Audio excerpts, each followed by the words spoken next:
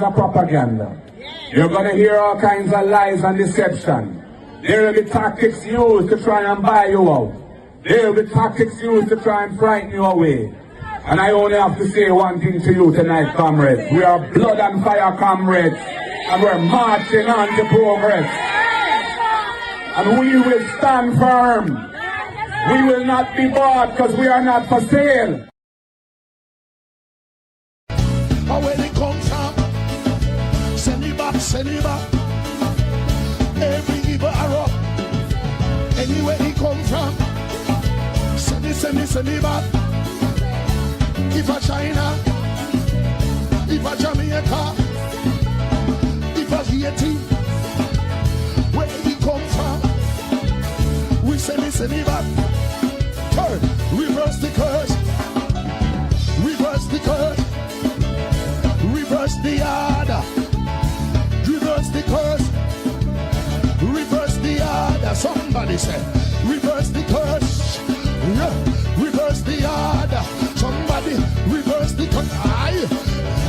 Reverse the order over Jamaica. Reverse the curse, mighty God. Reverse the order.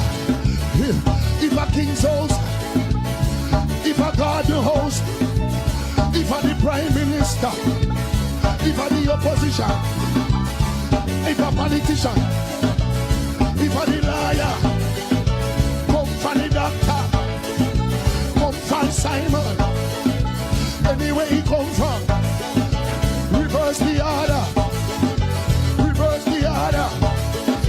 Break shores, we're coming through, we're coming through. Reverse the curse, send back the order. Reverse the curse, send back the order. Where he come from, anywhere he come from. If a Jamaica, if a Clarendon, if a St. Thomas he come from, St. Mary, send it back, send it back. We don't want to hear ya. Come out of Jamaica, leave we Highland, leave Jamaica, leave Jamaica. We say leave Jamaica. We are going to know Jamaica. We are going to take back Jamaica. We are going to take back Jamaica. We are going to take back Jamaica. We are going to take back Jamaica. We say we want back Jamaica. We say we want back Jamaica. We say we want back Jamaica. We say we want back Mandeville. Say we want back Clarendon. We want back Manchester. So we want back Kingston. We want back Spanish Town. So we want back Canova. Montego Bay happy way. Trinani happy way. The words of our former leaders inspire us to deliver a better life for all Jamaicans, guided by our progressive principles of equality and justice, built on a firm foundation of utmost integrity. For the role of leadership, first of all, the leadership, he must inspire by example, and above all, he must have integrity. Integrity, integrity, integrity. Only honesty can lead the people. Heat life, he life, he life. Yes, comrades! Youth and youth! Undecided voters! PNP coming again! So tell your neighbor, tell your friend! Green man a ride with like mule, and I take the nation for fall! But we have a new name for him! What the name? Him name Eli! Bangarang! Oh, we tired of the labor pay! The drive across the bus and the country going down the drain. Yes, we tired of the labor paid. Poverty of us we shut and we going insane. Why? Eli? At the new name for the bus driver. Eli? That's all you hear from every corner. Eli? The name a ring throughout Jamaica. Eli, Eli, Eli, Eli, Eli, Eli. Eli? On a Monday, on a Tuesday, on a Wednesday, on a Thursday, on a Friday, on a Saturday, 2 times on a Sunday. He lie. Hear this.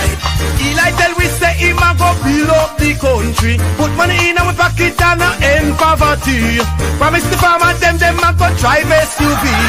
No him crash the bus, him a blame PNP, but Eli is a rookie driver. Him cannot run Jamaica. If he go sit down back in the harbor, him too lion out of order. Eli.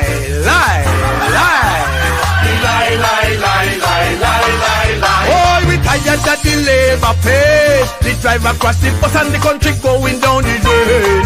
Yes, we tired that the labor pay. Poverty a bus we shut and we going insane. At the union for the bus driver. That's all you hear on every corner. In name a ring throughout Jamaica. Eli make big promise to teach a nurse and police. Promise to give them big salary increase. Promise jobs, more jobs and good economy. But no him crash the bus, him a blame PNP. But Eli is a rookie driver. Him cannot run Jamaica. If he go sit down back in the harbor, him too lion out of order.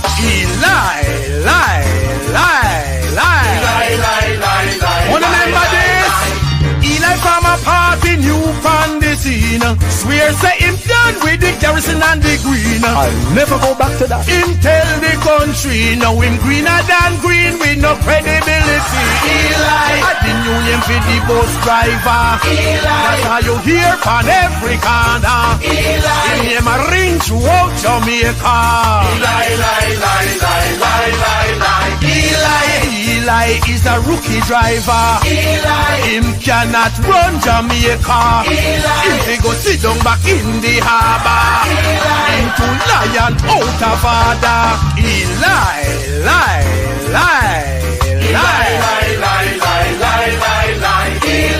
On a Monday, on a Tuesday, on a Wednesday, on a Thursday, on a Friday, on a Saturday, 2 times on a Sunday, 1 o'clock.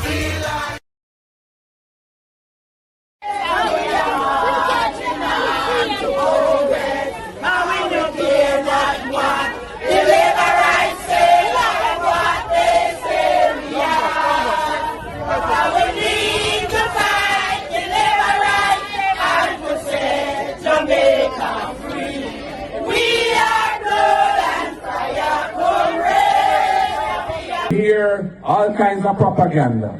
You're going to hear all kinds of lies and deception. There will be tactics used to try and buy you out. There will be tactics used to try and frighten you away. And I only have to say one thing to you tonight, comrades. We are blood and fire comrades, and we're marching on to progress.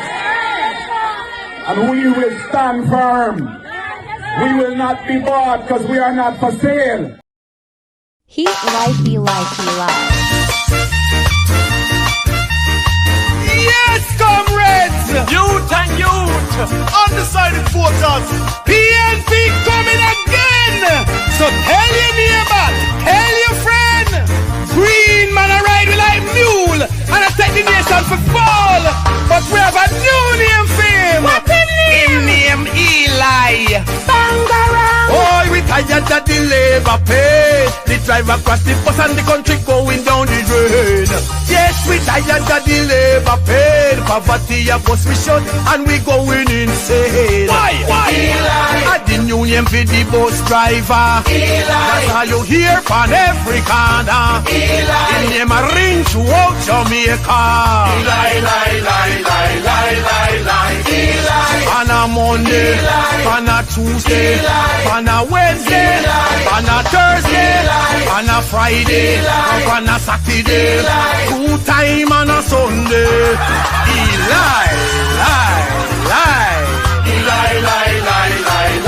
Hear this. Eli tell we say him a go build up the country, put money in our pocket and end party. Promise the farmer them a go drive SUV. No him crash the bus, him a blame PNP. But Eli is a rookie driver. Him cannot run Jamaica. If he go sit down back in the harbour, him too lion out of order. Eli,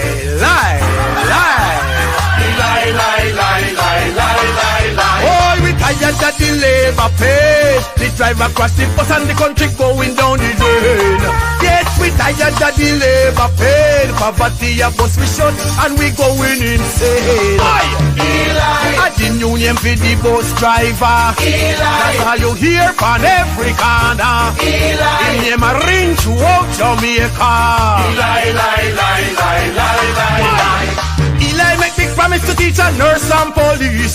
Promise to give them big salary increase. Promise jobs, more jobs and good economy. But no him crash the bus, him a blame PNP. But Eli is a rookie driver. Him cannot run Jamaica. If he go sit down back in the harbour, him too lion out of order.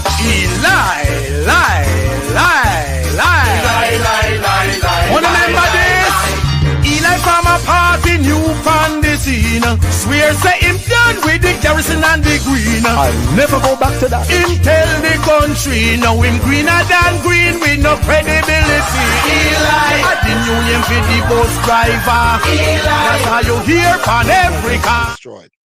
I'm not referring to houses that were damaged. I'm talking about those that are totally destroyed, just rubble remaining. We have countless others that suffered significant damage, moderate damage, and mild damage to the infrastructure.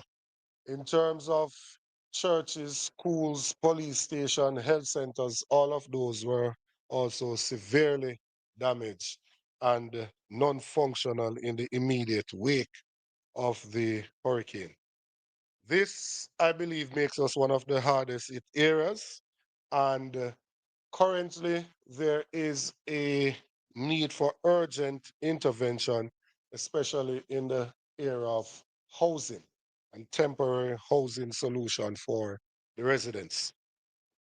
The response has been inadequate, delayed, and sometimes even inappropriate in my mind. And I say this because one would expect that coming out of a hurricane of this magnitude, that having made landfall in the constituency, that would have seen mobilization of government ministries, departments, and agencies to that area, and intervention being made to deal with the issues confronting the people.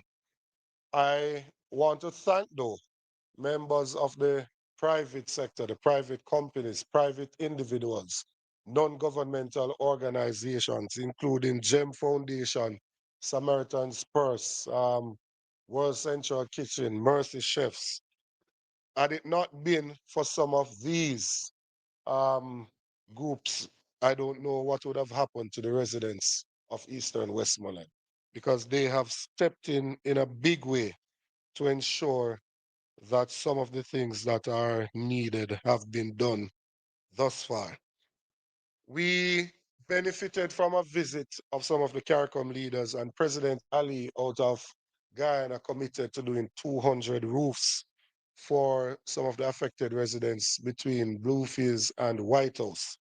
And in putting together the meeting, to that, when the JDF and Ministry of Labor and ODPEM called the meeting, they said they wanted to welcome the 2 members of parliament, in which the government is inserting their political operatives in the response mechanism and bypassing, circumventing the elected officials.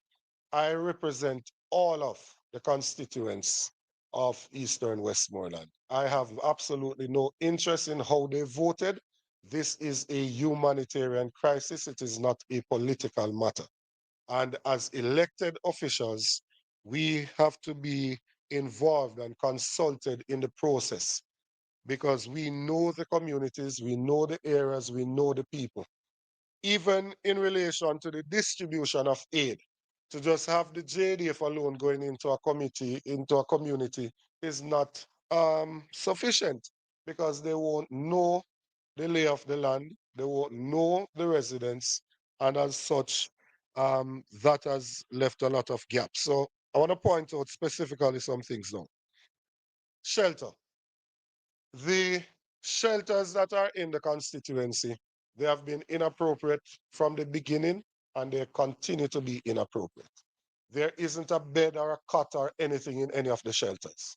To be frank, there are persons that are not even aware that some of the shelters are still open with over 20 persons in each one of them.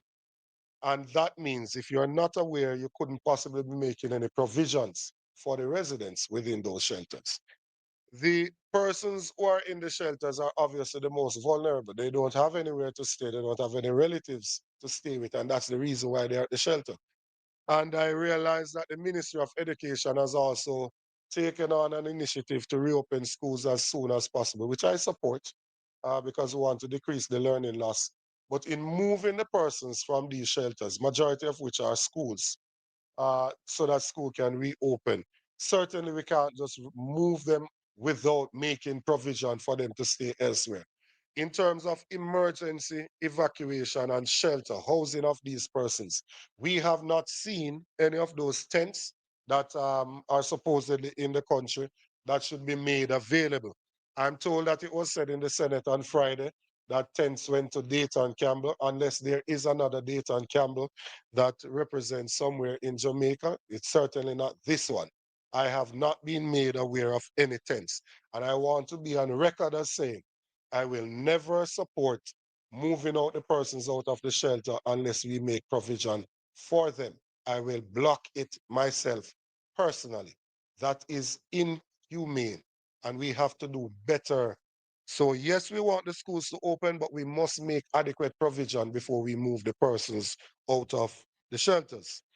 We have, in looking at how we respond to the housing crisis, there are still persons that are under tarpaulin, still persons that are on a sheet of zinc. You still see mothers and children just on a sheet of zinc or on a piece of tarpaulin, right? There are still houses without tarpaulin that are yet to be covered.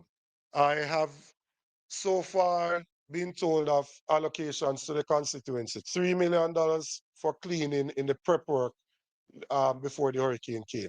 And that is after we made advocacy for some allocation, because initially we were told that Western Jamaica is not a priority and there was no allocation.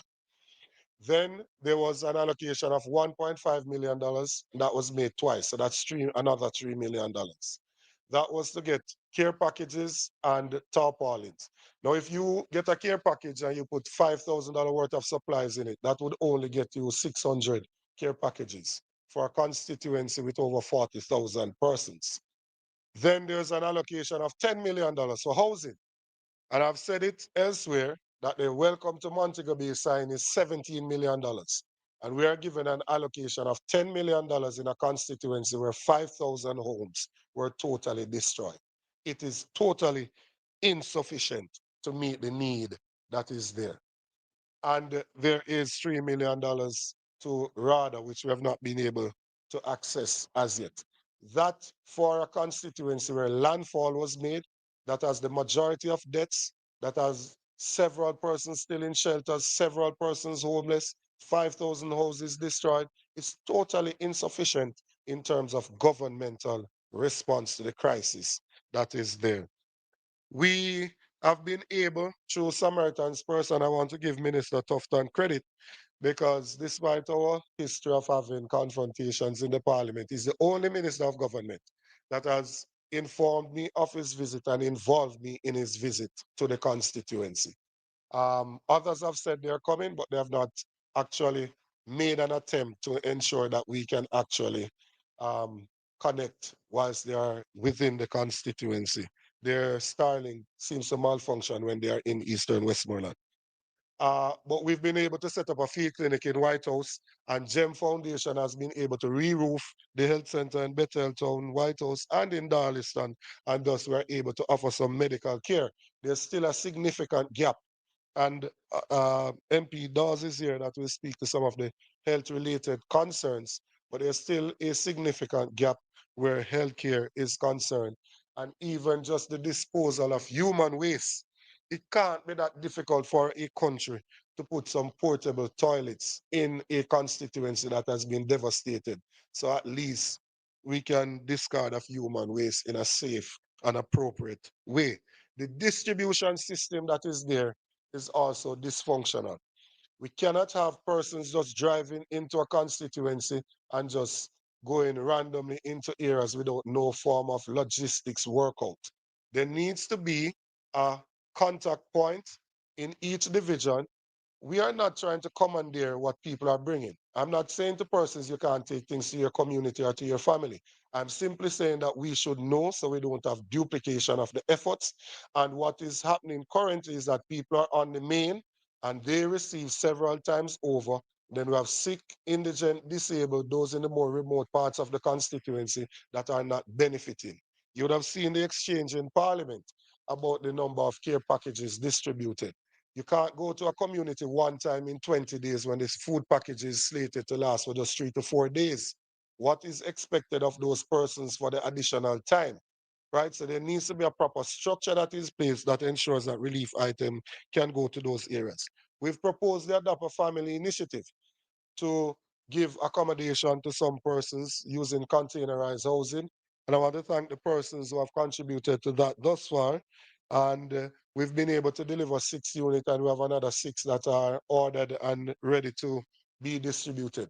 This is intended to be a temporary solution, the simplest thing in the short term. It is not a proposal for us to have a constituency with pure containerized houses across the of the constituency. We want the situation in Westmoreland in terms of land tenure to be regularized. We had put a proposal on the table to move the time period to own government land, to move it from 6 years to 25 years. That's something that the government should immediately take on, right? To ensure that we can give the lands to these persons and that they can, some of them can build their own structures that can withstand hurricane. And the government as well should look at low income solutions on government lands for these persons. The aim is not to have boardhouses being rebuilt because that's an invitation for a second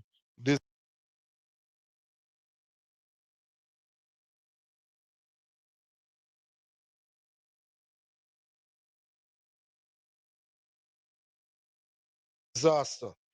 This was with us a few days ago, and he stated that the videos and the pictures don't do justice and that it is total devastation and it's going to take a long time to rebuild the infrastructure. He said they will have to be creative, and he has proposed that we need to get a generator in Darliston and one in White House so that we can at least power the police station, the health centers, and those things. A lot of persons are not cognizant of what is going on out in the western end of the country. Eastern Westmoreland is not what it used to be. The lives of the residents has been severely affected, and it will take a long time for them to return to normalcy. I know people are in a haste to move on, but in your haste to move on, do not forget that you have brothers and sisters that are on the fringes of survival. They are suffering and they need assistance urgently. Thank you very much.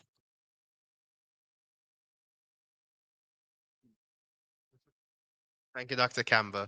We're here now from the Member of Parliament for Central Westmoreland, MP Dwayne Vaz.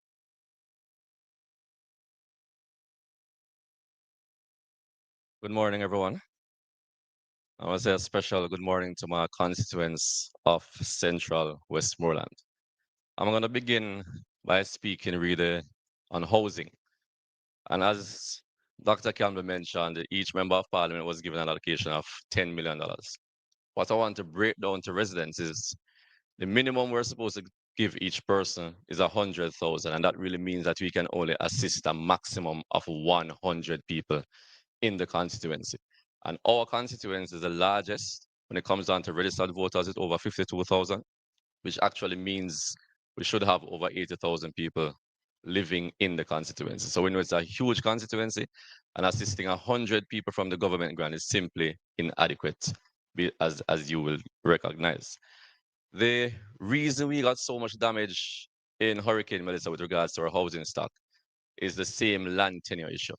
So because most people don't own the land, they tend to build temporary structures that can be moved if necessary. So most persons are afraid of building permanent structures because if the owner comes for the land, then they will have to leave. A lot of this land is government land, as was said by Dr. Campbell just now. And the government has to use this opportunity to create an environment where people can actually own that piece of land where they can build permanent structures. We think about 10,000 persons or more were affected by Hurricane Melissa. And when I say affected, I mean total destruction plus damage to roofs, major damage I'm talking about. And as I said, this is because of the type of housing that we have in our constituency. And this is something we have to fix in the short and medium term as we move forward. The immediate needs of the constituency as we speak, we have been getting a lot of assistance with regards to food, water, tarpaulins, and stuff like that. But the need has really shifted to housing material because every community we visit now to hand out food packages, people are asking the same question. When will the housing material grants start? When will people start seeing people getting material to fix their structures?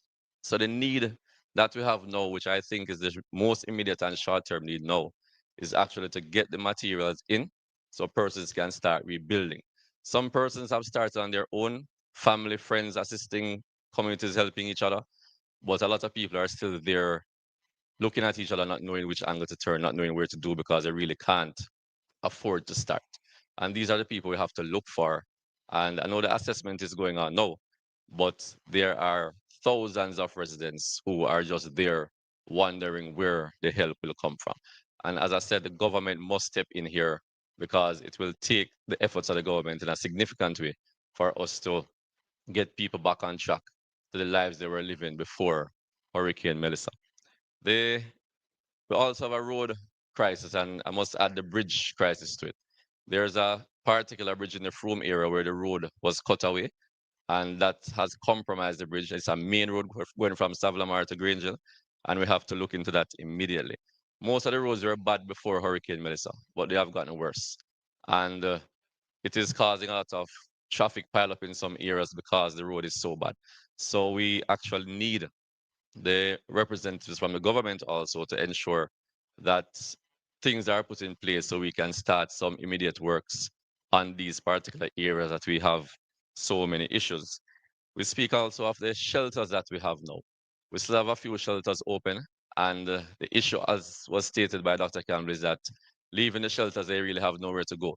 So the government needs to put something in place where people know leave the shelters. They might have to set up temporary structures for them, in the meantime. But something must be done because people cannot leave the shelters without knowing where they're going. They would not be there if they had somewhere else to go. So this is a serious issue that we're facing as we speak. The distribution that we're seeing so far, and I spoke of it in Parliament a couple of weeks ago when helicopter went down in Landale and the members of the government in the area were called on to come because they were on spot before everybody else. I spoke of it, the Prime Minister dismissed what I said, but what I said was repeated twice since he spoke. And the most recent occurrence was this week when at an activist, a known JLP activist premises, that was where the distribution was done. And we have to look at how we're doing these things. I don't know who came up with that idea, who thought this would look like a good idea to have the food packages being distributed from that location, but it was obviously a terrible idea. And we're saying that if you're going to be distributing any package at all, there is a representative in the constituency that you should contact and should assist with the coordination of these things. Whenever we are going out to do distribution, everybody we see in the communities, we give packages. We're not looking at who is PNP or JLP or no P. We're in a crisis situation and the government needs to act in that way. I get the feeling that the government still does not realize that we are in a crisis. But the crisis we're in, we need to understand that people are people. We're Jamaicans and we must treat people as Jamaicans. The gaps before I close between what is needed and what we have gotten. I stated earlier that we have mostly gotten packages with food, water, stuff like that from mostly private donors.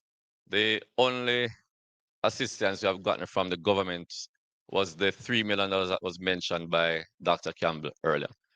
Every other assistance with regards to food, packages, and water have come from private donors. We have to thank all of these persons who have been coming out. There have been major organizations, like, for example, Jim, that was mentioned earlier, but there have been numerous private individuals who have come into the parish. Some of them are from the parish, some are not, but they have lent a helping hand, and the residents of the constituency have been truly appreciative of what has been done so far. So just in closing, I just want to say Central Westmoreland needs the assistance. I know Dr. Campbell said he was the worst hit, but I would beg to differ because Central was equally hit, I think. And if you look at the stretch coming down from White House, after leaving Eastern Westmoreland and Bluefields, the entire stretch coming to Ferris looks the same way. If you turn going to Montego Bay, the entire waterworks stretch looks the same way as White House and Belmont. So it was total devastation in the constituency.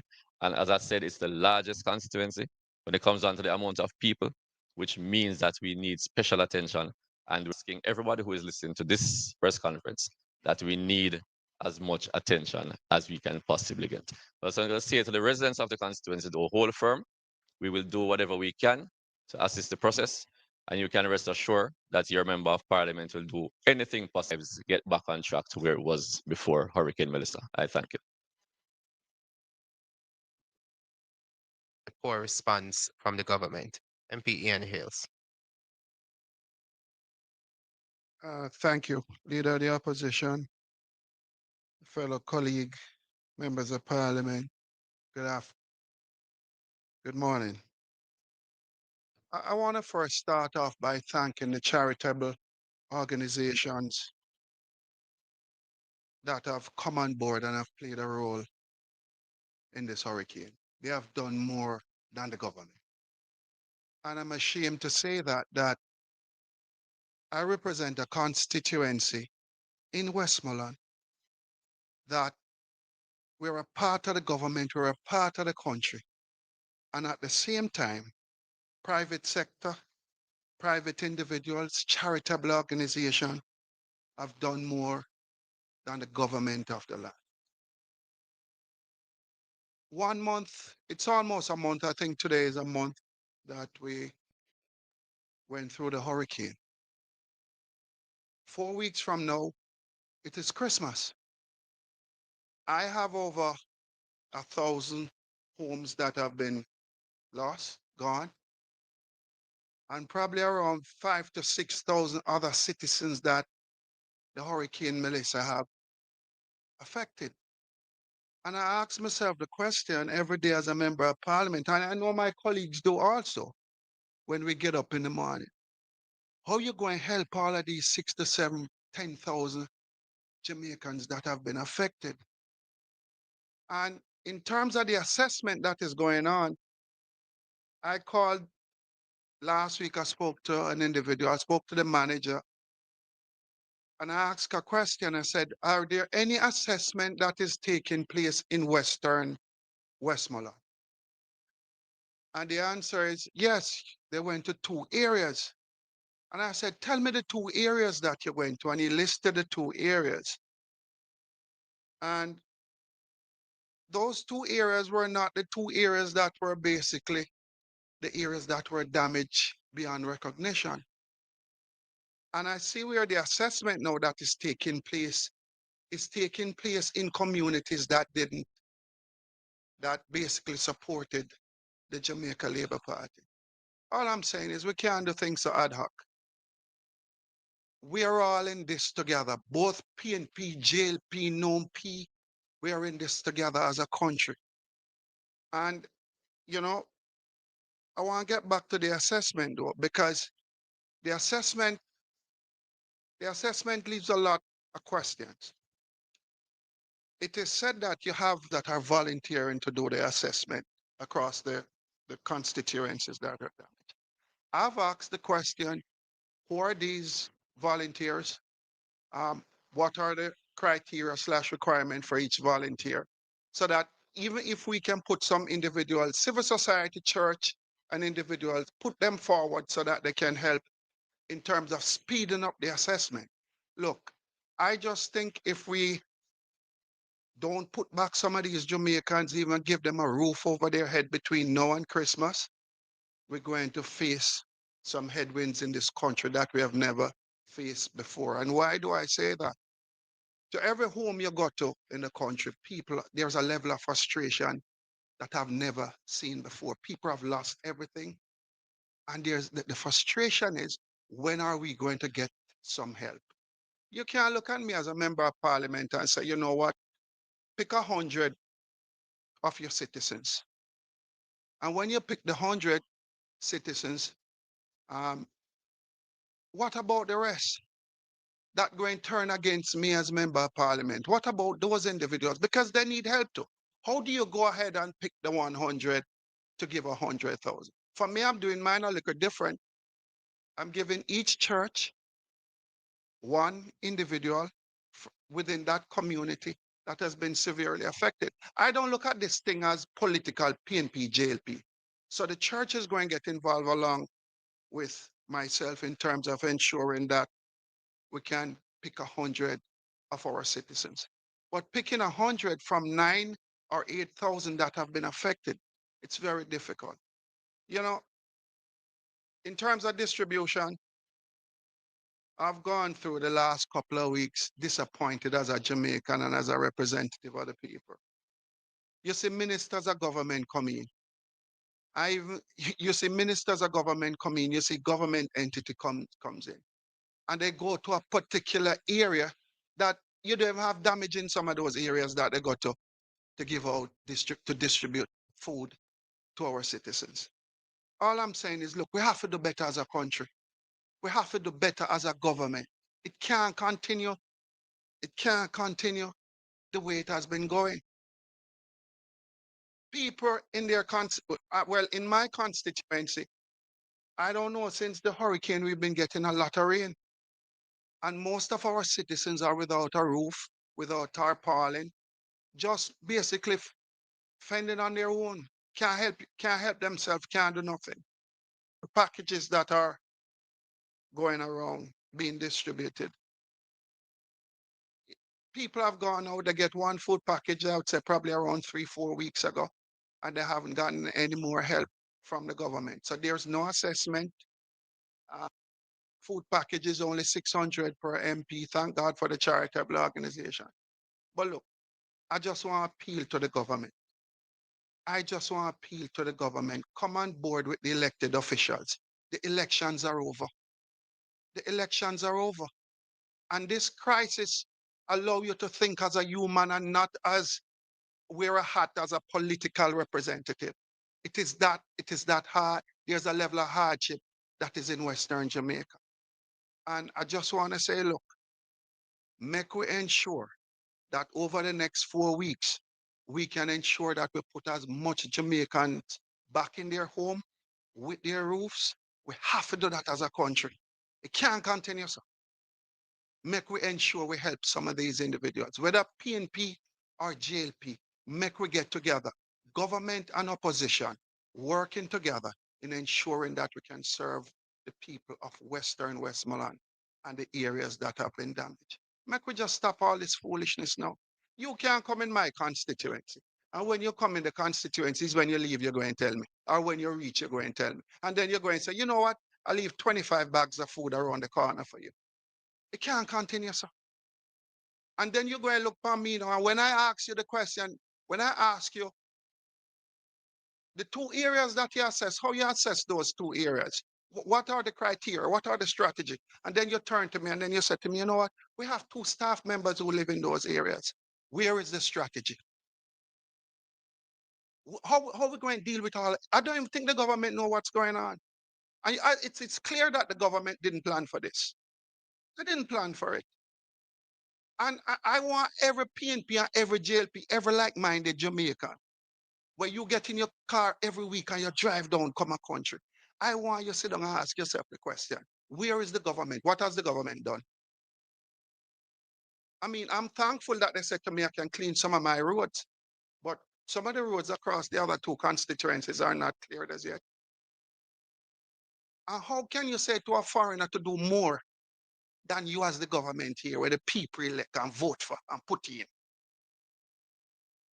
And pay taxes. And me have to come here now at a press conference and I beg the government to come on board to play a role with us. The caretaker is not the MP. Nobody elected the caretaker. He's a private citizen. Nobody elect him or her.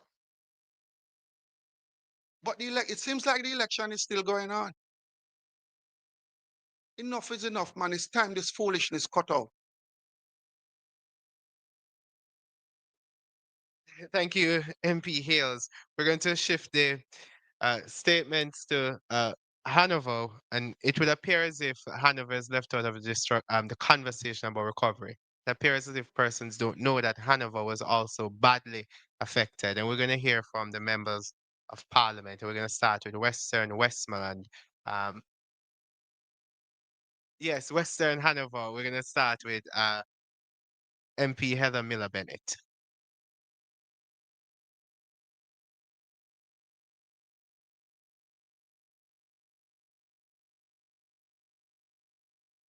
Good morning, Leader of Opposition, media, colleagues. Good morning again. I stand before you this morning, not just to tell you about what Hurricane Melissa did, but to tell you how it has affected the lives and livelihood of the people of Western Hanover. It is clear that the government forgot about Hanover. It is clear that their efforts to help Western Hanover has been limited or non-existent. We have over 8,000 families that were affected. And to date, as you've heard, we've gotten $1.5 million prior to hurricane and another 1.5 to assist the residents of Western Hanover. What can that do? That's a drop in the bucket. If it weren't for donors, dog nyam musapo in Western Hanover.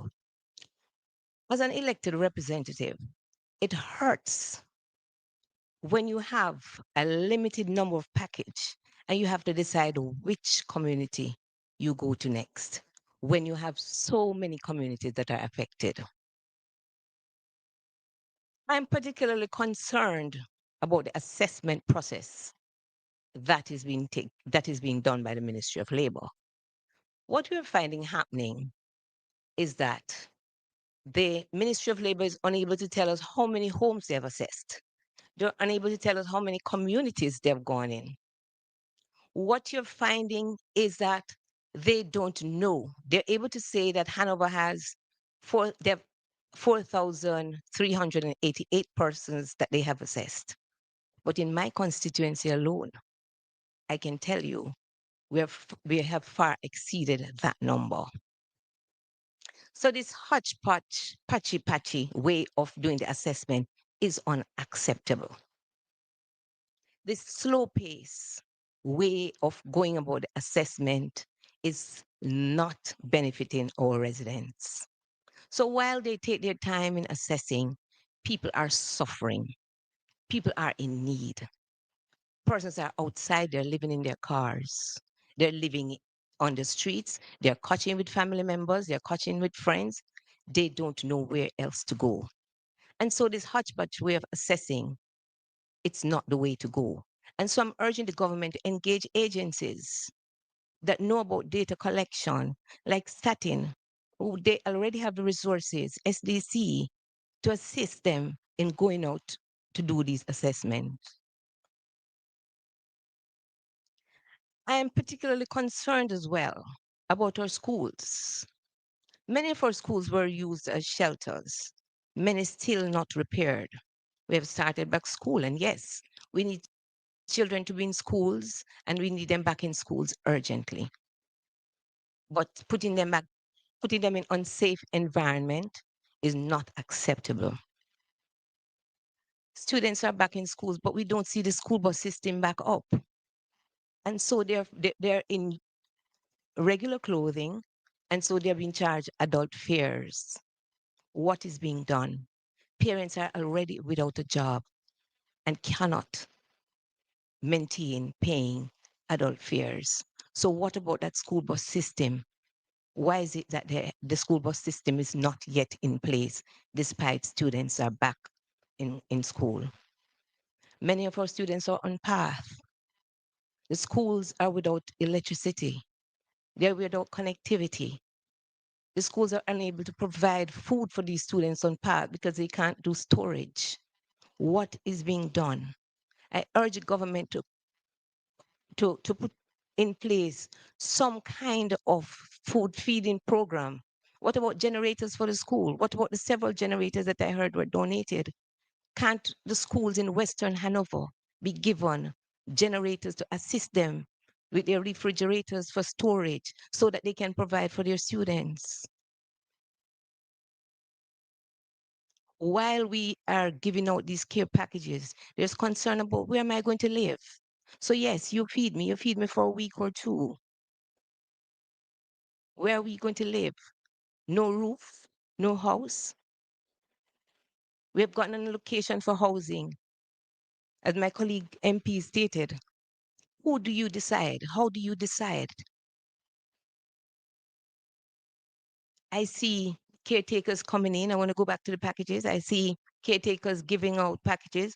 I see JLP operatives in the constituency giving out packages. I see state ministers coming in, giving out packages.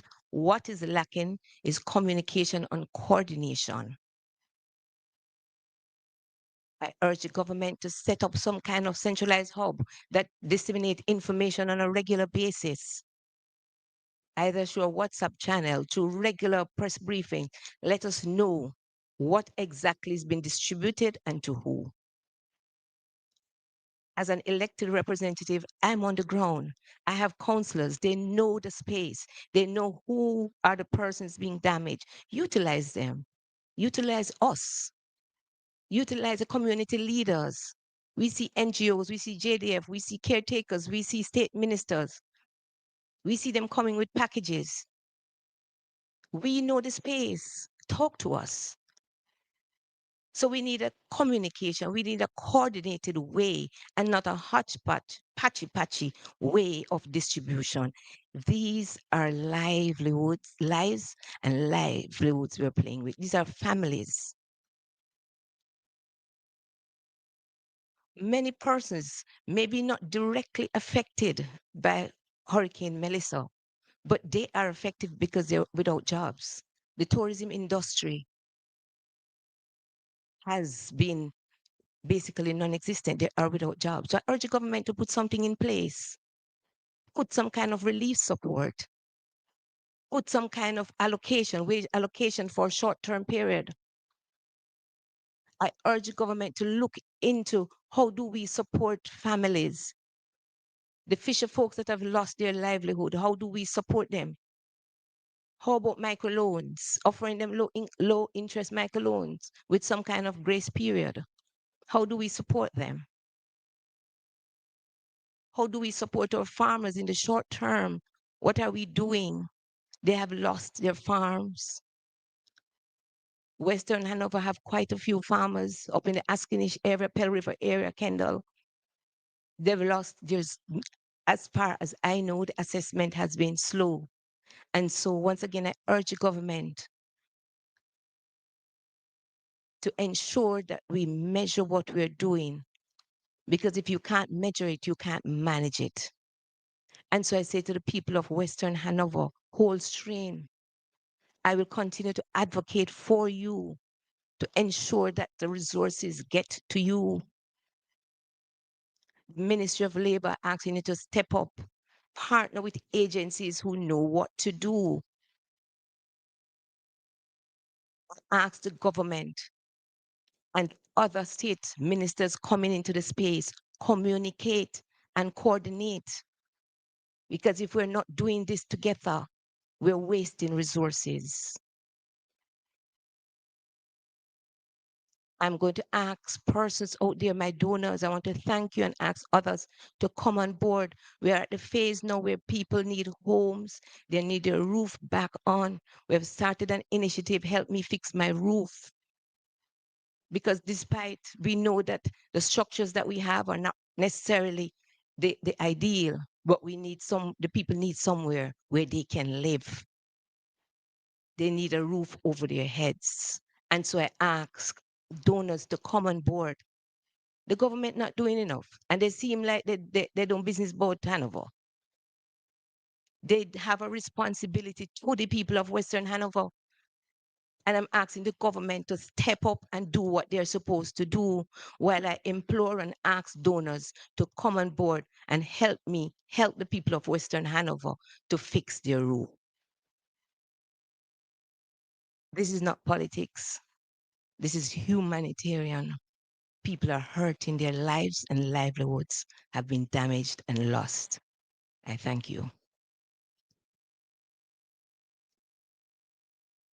Thank you, MP Miller Bennett. We're going to hear from the other member of parliament in Hanover, and she has been advocating relentlessly for her people. I welcome Member of Parliament Andrea Perkis.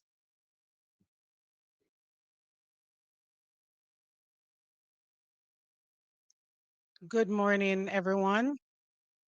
Party President Mark Golding, my colleagues, to the viewers. For the people of Eastern Hanover, the date October 28th marked the beginning of a crisis that continues weeks later. Let me be clear about what Hurricane Melissa did to Eastern Hanoverians, because the scale of devastation has been systematically underreported and in many cases completely ignored by the media coverage. Every single board house in Eastern Hanover has been affected, damaged, destroyed. Approximately 5,000 houses are without roofs. Every farm in the constituency suffered severe damage. Half of our health centers sustained significant structural damage. Our schools are so badly affected. This morning, I got a call from the principal of Brownsville Primary, and she asked me who is responsible for the persons in the shelters.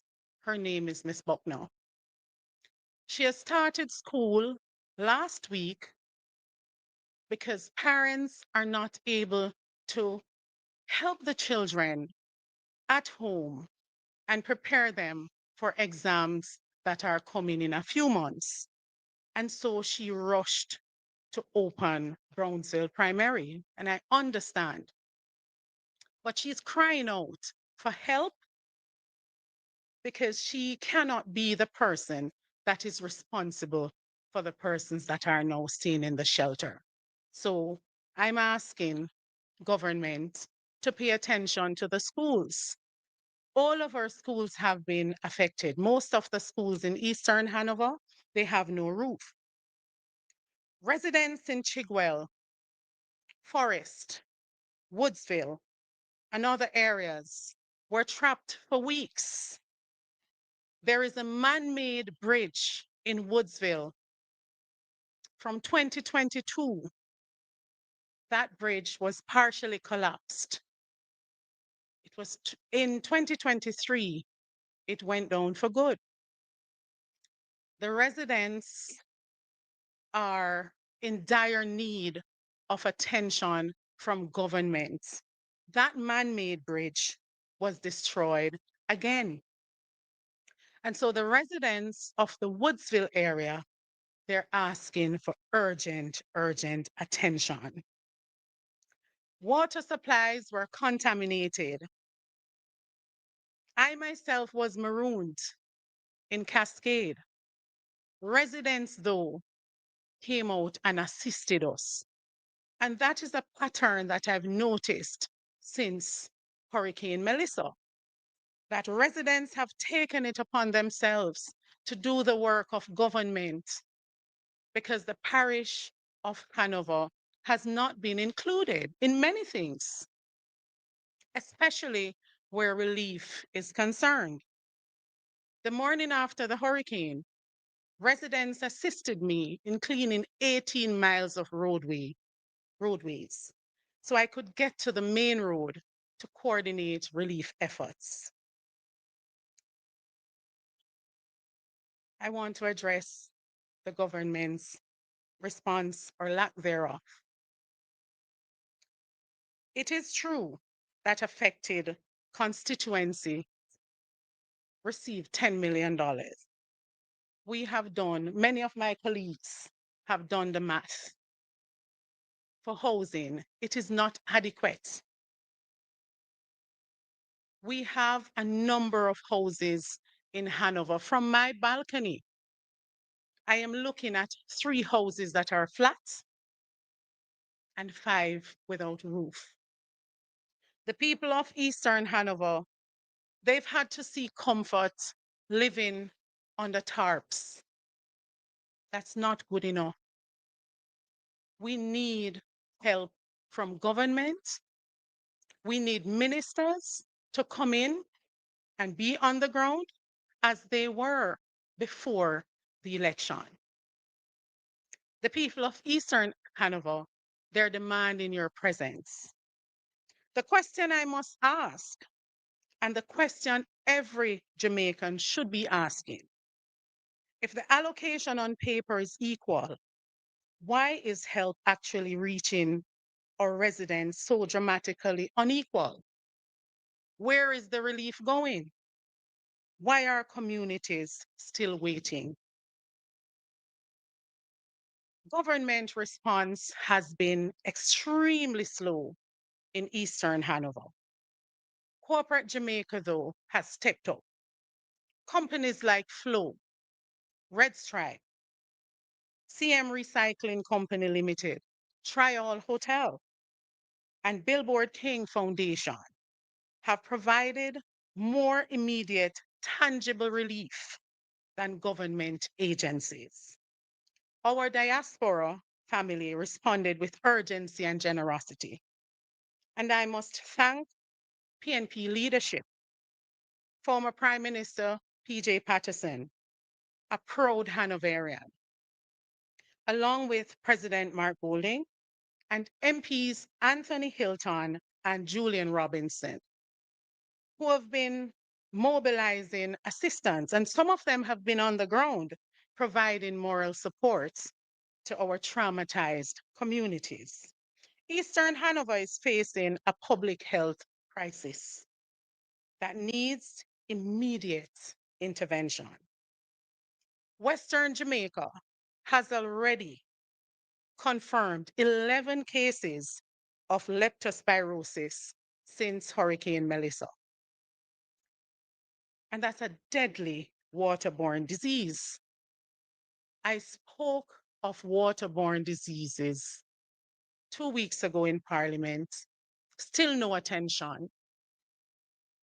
And on behalf of the citizens of Eastern Hanover, I want to ask the question, what is the purpose of elected representatives going to Parliament and voicing the concerns of the citizens without any notes being taken or any attention being paid to these citizens?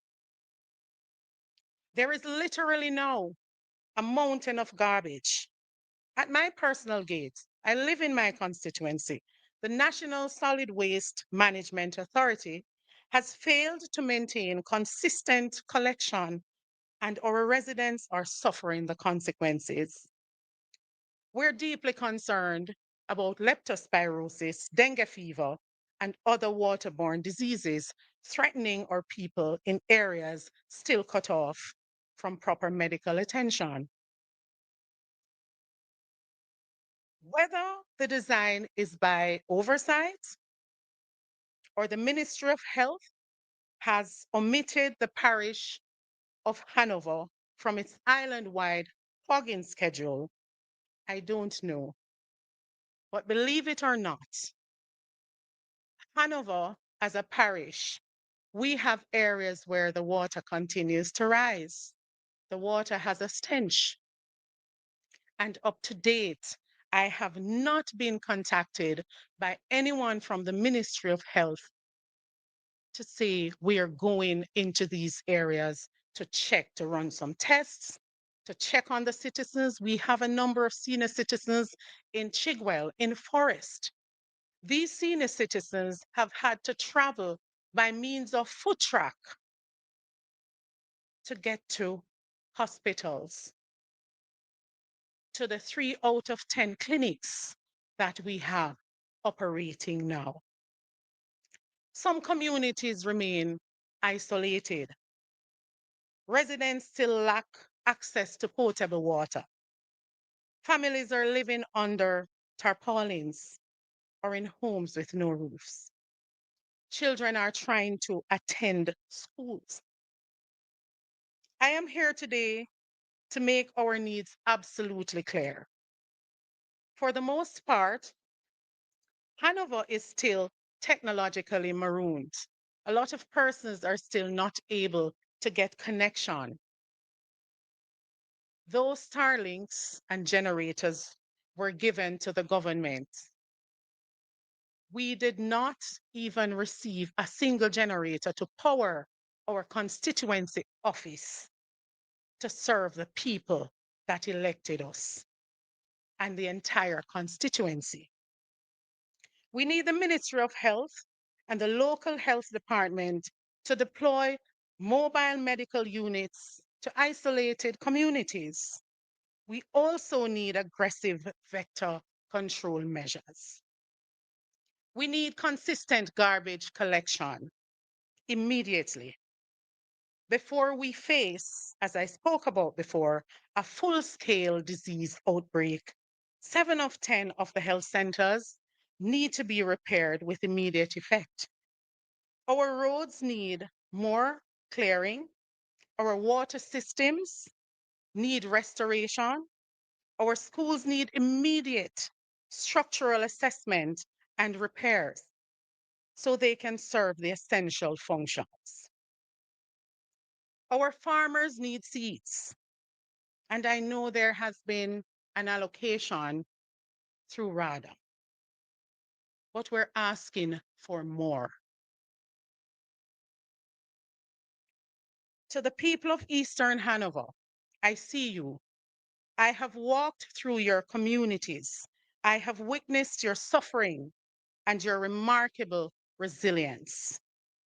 You elected me to fight for you, and I will not stop fighting until you receive the help you deserve and the dignity you are owed as a citizen of Jamaica.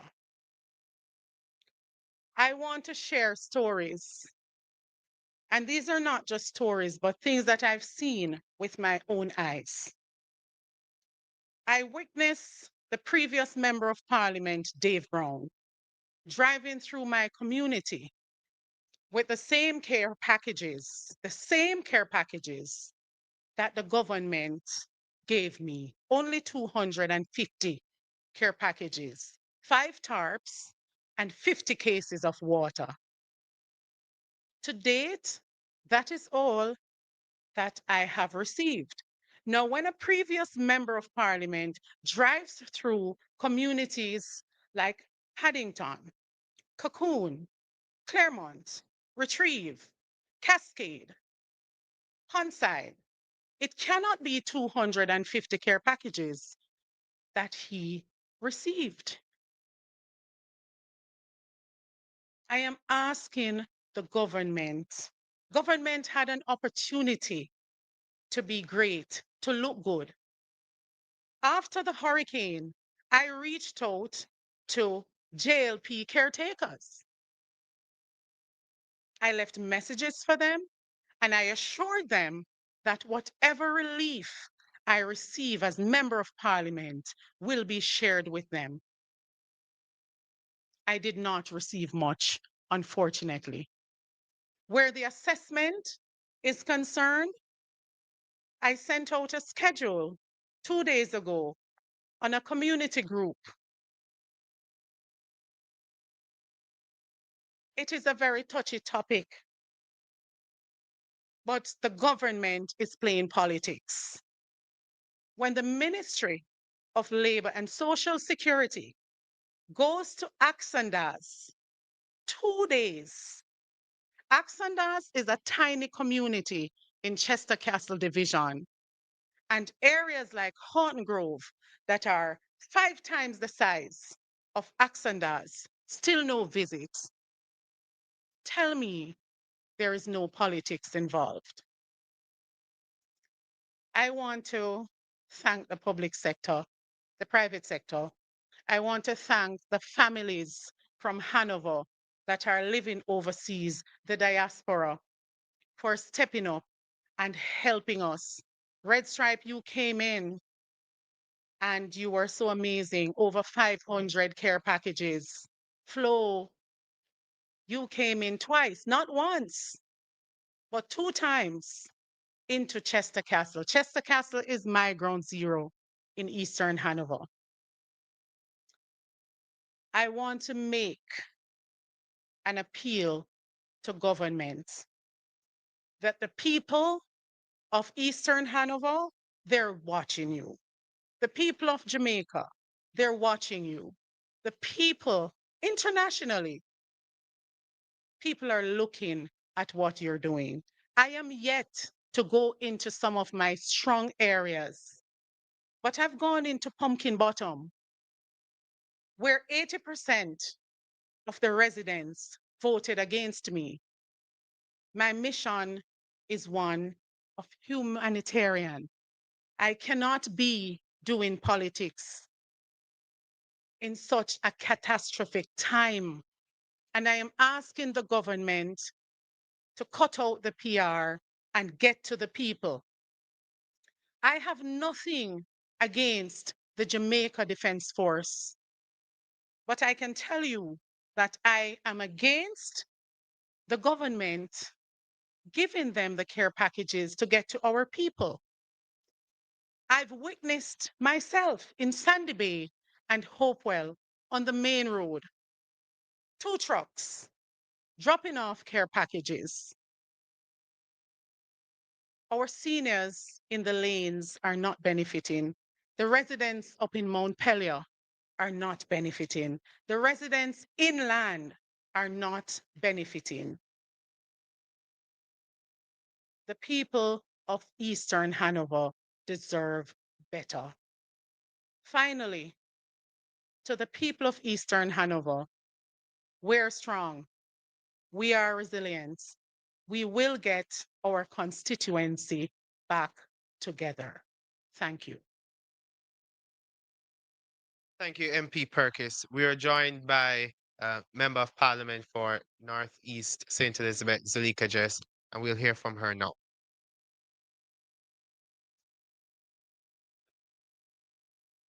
Good morning. Today I come before you with a very heavy heart. Today I wish I didn't have to speak because I understand that by speaking, I run the risk of being accused of complaining. But I speak because I have a duty to the people of Northeastern St. Elizabeth who elected me to be their voice and to be their compass. My issues today are multiple, but I will give you the abridged version. And I'll start with the long-standing practice, which has really merged into a convention whereby ministers or officials of the government ought properly to notify a sitting member of parliament before entering that MP's constituency to do any government-related issue. Now, that is not just a matter of parliamentary etiquette or constituency etiquette. It has its rationale in ensuring that as the duly elected representative of the people, you can be informed as to what is taking place in your constituency, so that by extension, you can inform the people, so that you can make yourself available when the government officials are present to continue to represent and advocate on behalf of your residents and your constituents on issues that concern them most, issues that you might not have an opportunity in the parliament to raise because of the rules of the parliament. In a time like this, a very sensitive time when the most vulnerable are most at risk, we expect that that practice would ensure that there is collaboration between the government officials and the elected representatives to ensure that persons can benefit. In my constituency, I have had to sit and watch as persons approach me the day before a visit to ask me if I heard that the Minister of Local Government is coming into the constituency. What is it that they're coming to do? Where can they meet them? And I have no answer to the questions because I was not notified in advance. In my constituency, first, the Speaker of the House came, and perhaps she came in her capacity as an individual outside of the politics, but by her utterances, she made statements to suggest that she had visited communities, and every community that she visited, residents were not hopeful that they would get any assistance from me as the Member of Parliament. And I thought it was very unfortunate that in a time like this, we would seek to sow seeds of division and discord, because the Speaker of the House visited 3 communities, all strongholds of the Jamaica Labour Party. Not one PNP community was visited, not one PNP community was given any of the care packages.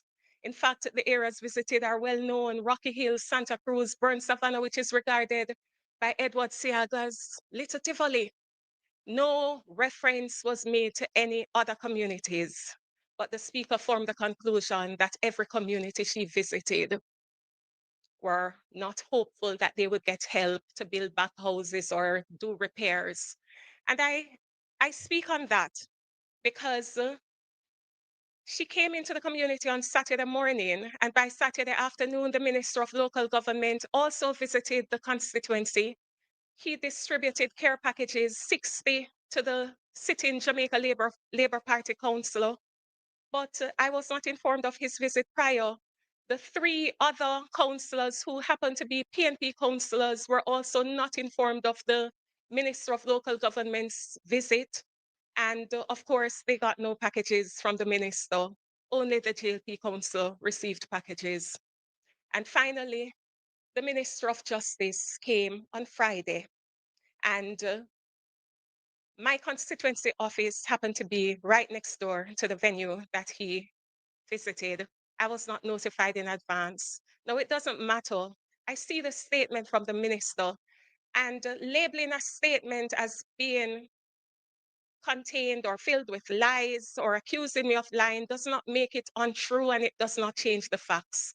The facts remain, as I stated in my earlier video, that the minister came into the constituency without prior notice. The minister came into the constituency, handed out or distributed supplies. It doesn't matter if it was 7 or 77. The parliamentary practice, the convention still remains.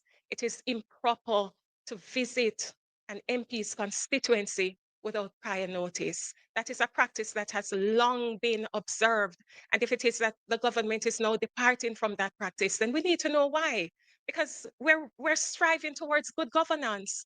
In England, they have codified that almost in a sense by having ministers' code, which set that out, that ministers of government must notify and not just give just passing notice on the day, but proper notice. Perhaps it is time for us to implement that here in Jamaica.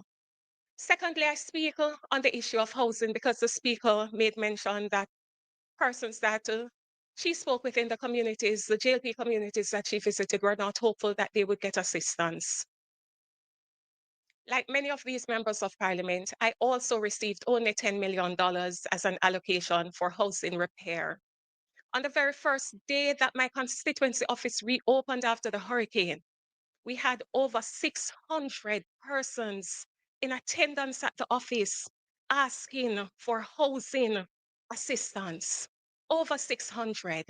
And when I went into communities like Mosquito Bottom in Windsor, they didn't even know that there was a deadline given by the government to report on matters such as those. So their information was never captured.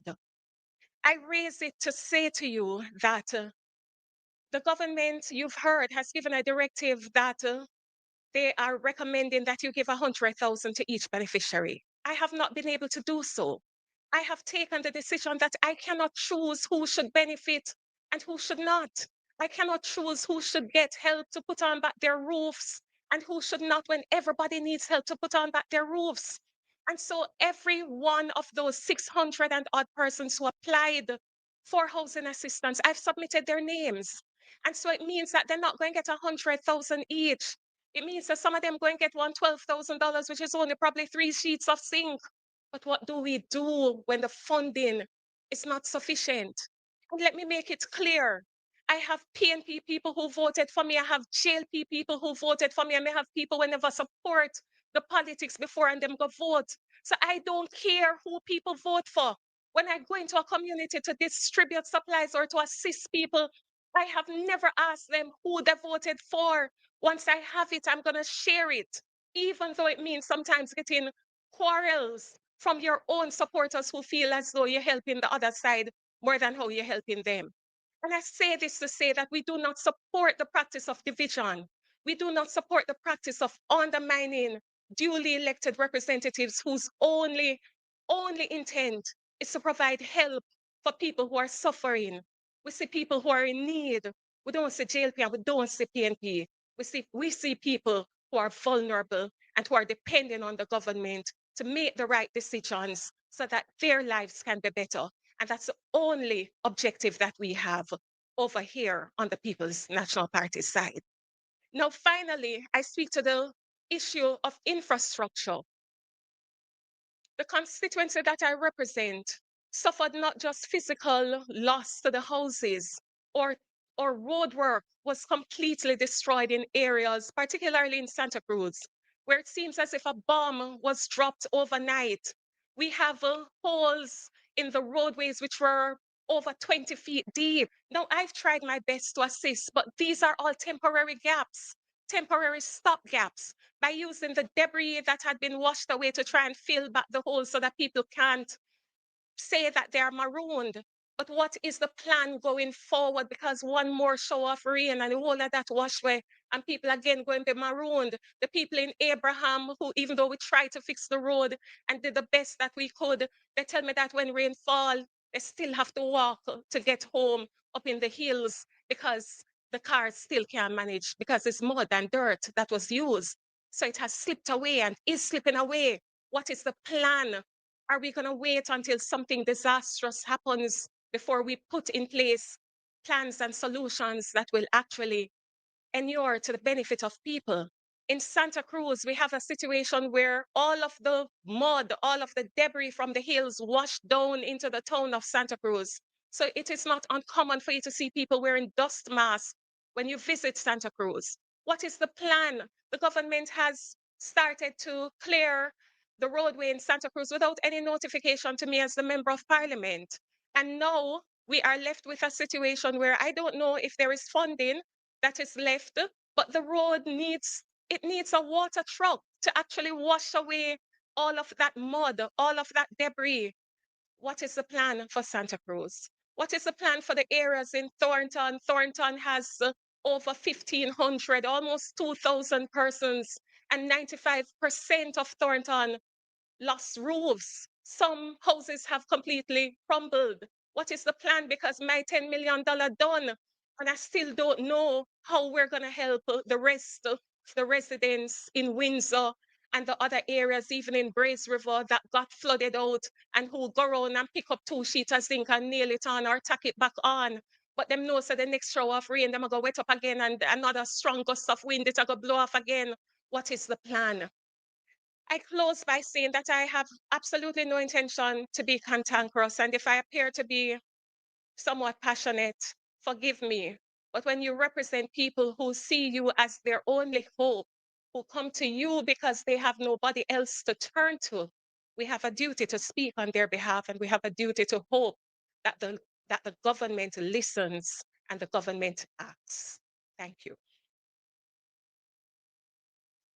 Thank you, Member of Parliament. It will appear as if we're on the cusp of a health crisis. And what we have recognized is that there is a suboptimal response from the government in this regard. We're going to have our opposition spokesperson for health and wellness, MP Alfred Dawes, to address the matter.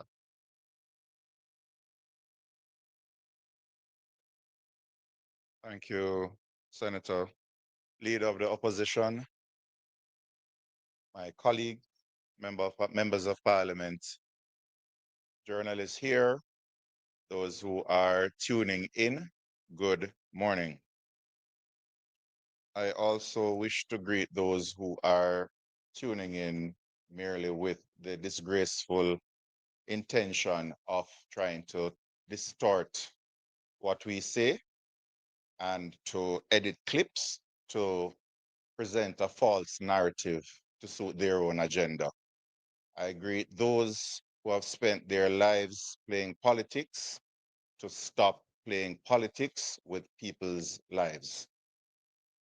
Today, I give you an update, having met with the technical team at the Ministry of Health, the minister himself, and being on the ground, conducting missions, meeting with persons who are actively involved in trying to improve and assess the health situation in the most badly affected Western parishes.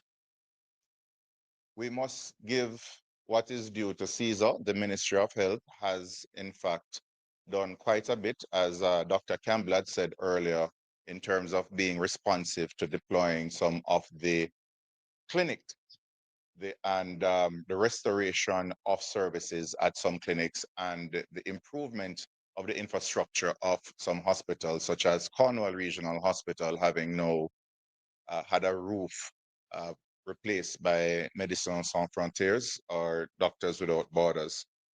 We, however, are very concerned about whether or not public health care is getting the attention it deserves.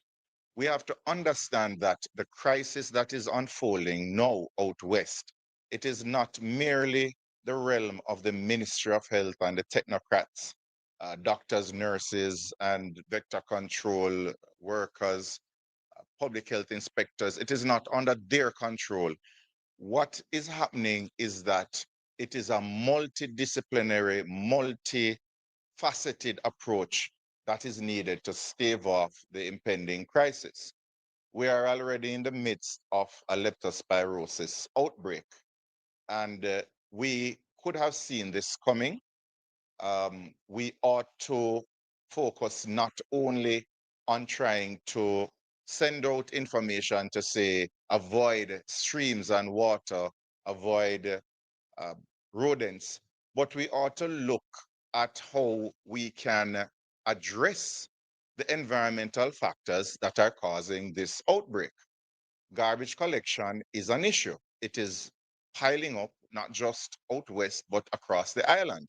Even in my constituency, that was largely spared from the brunt of the hurricane. Water is an issue. We heard from the MPs that water is rising. In some areas, there is a stench of dead animals, and you cannot simply say to people, avoid contaminated water, when that is the only water that they have available. So we have to look at the cleanup, we have to look at the access, and it is this multimodal approach that we're going to have in tandem with the work of the Ministry of Health that is going to stave off a worsening of the leptospirosis outbreak, as well as try to mitigate, if not completely avoid, the threat of dengue and chikungunya. When we speak about leptospirosis being an issue, it is a disease that is largely mild, but when it gets bad, it gets bad. And it can lead to death because of liver failure, bleeding out, renal failure, and therefore early diagnosis and treatment is essential. Questioning the capacity of the Ministry of Health to adequately confirm cases of leptospirosis. Do we have the capacity locally to test for leptospirosis? What thoughts are being given to deploying rapid kits into affected areas where we can test for the antibodies that are elevated when you have an acute infection? Early testing helped in COVID, and anyone with a passing knowledge of medicine understands that the earlier you intervene in a disease, the better the outcome, as well as the less likelihood you will have long-term complications. So we need to be testing. To say that we have 11 cases of leptospirosis begs questions. Are we testing enough? Are we missing cases? And if we are faced with a national outbreak, can we ramp up testing to have results back to see whether or not the case that we're dealing with in front of us as a physician is really leptospirosis or not? So we need that information from the Ministry of Health. And what are they saying about the use of rapid kits that can be made available at clinics and even with partnerships with private doctors, as well as distribution through volunteers who are going into the communities conducting medical missions. There are still critical shortages of basic medical supplies, manpower, and of course, functioning equipment, some of which would have been damaged during the passage of the hurricane. We know that there are patients who have lost medication because they do not have a fridge that is working, because they do not have a generator. And therefore, you have to be concerned about non-compliance as a result of these socioeconomic factors that are now more than ever playing a role in healthcare.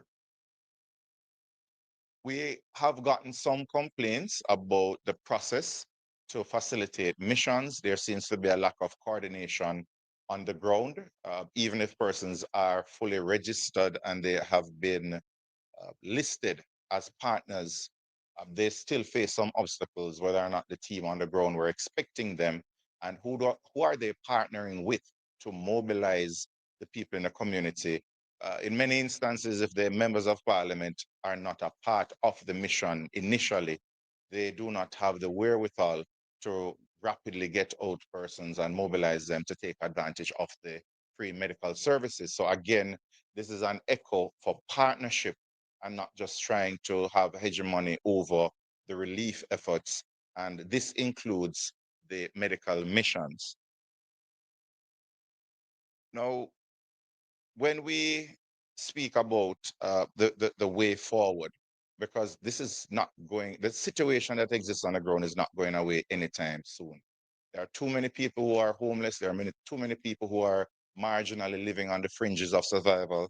And as a result of that, the conditions that exist for leptospirosis to continue and for dengue and chickpea to have outbreaks here. We're only 90 miles away from Cuba, and they have more people with leptospirosis, with dengue and chickpea than there are people living in Jamaica, over 3 million. The conditions exist and they will continue to exist for a while. So we have to plan accordingly. We cannot wait until we see a spike in cases and then we have a knee-jerk reaction. We must be able to anticipate that there will be an outbreak, there will be a spike, certain communities will be affected more likely than others, and we try to stave it off and put in mitigating measures. I don't believe relying on PAHO. Cuba is dealing with their own epidemics right now. They have best practices that, because of the relationship that we've had with Cuba for quite some time, they're willing to share with us. Let us call on the Cubans for help. they have a very good system where they look at the environmental factors. Is there a lot of garbage? Is there a lot of stagnant water? Is there increased rainfall in the area? All of which we know has been described as happening out west. You look at these environmental factors, you look at the behavior of the people. Are they bathing in the rivers? Are they using exposed to contaminated water? You look at their access. Do they have access to healthcare, access to public education, to resources? If they get sick, they can report in or go to a hospital. And of course, you have to look at the history of the area. There are some places in Westmoreland that have a history of typhoid. Now, when you factor in all of these determinants that contribute towards an outbreak, you go in, you engage community leaders, you launch public education campaigns, you clean up the place, sanitize, ensure that you have adequate garbage collection, ensure that you have potable water, you treat breeding sites, you do fogging, get rid of the vectors, and then you may reach a point where you do not have a spike in cases. And that is real primary prevention. That is the basis of public health, which has been proven to work over 100 years now. So maybe 200 years from the cholera epidemic in England. So we want to entreaty those who are in charge of the disaster recovery to employ early warning systems for healthcare now, not just surveillance to say that you have spikes, but predicting the likely locations of outbreaks and intervening.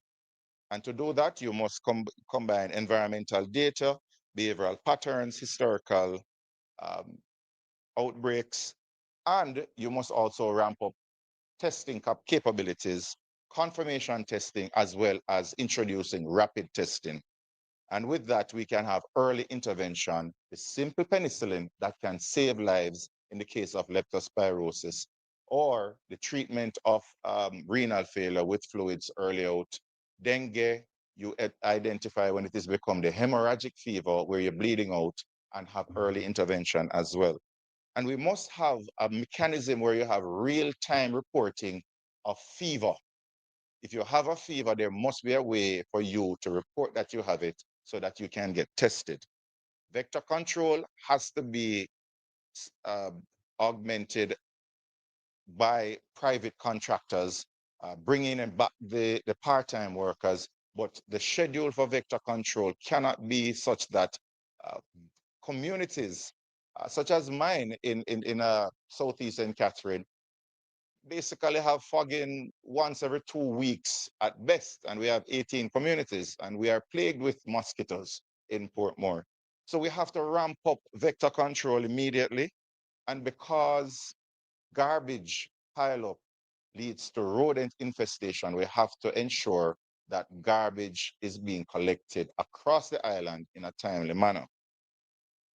For communities where you cannot effectively solve the issue, especially if there's rising groundwater, evacuate the residents. Get them out of the conditions that are going to lead to respiratory illnesses, waterborne diseases, as well as those that are vector-borne. And of course, you have to, and this is echoing the call of all my colleagues, do not try to do it alone. Engage both sides of the political divide. Engage community-based organizations, the church, community leaders, get everybody on board to identify the most vulnerable, to pinpoint the areas where you have to have a heightened presence.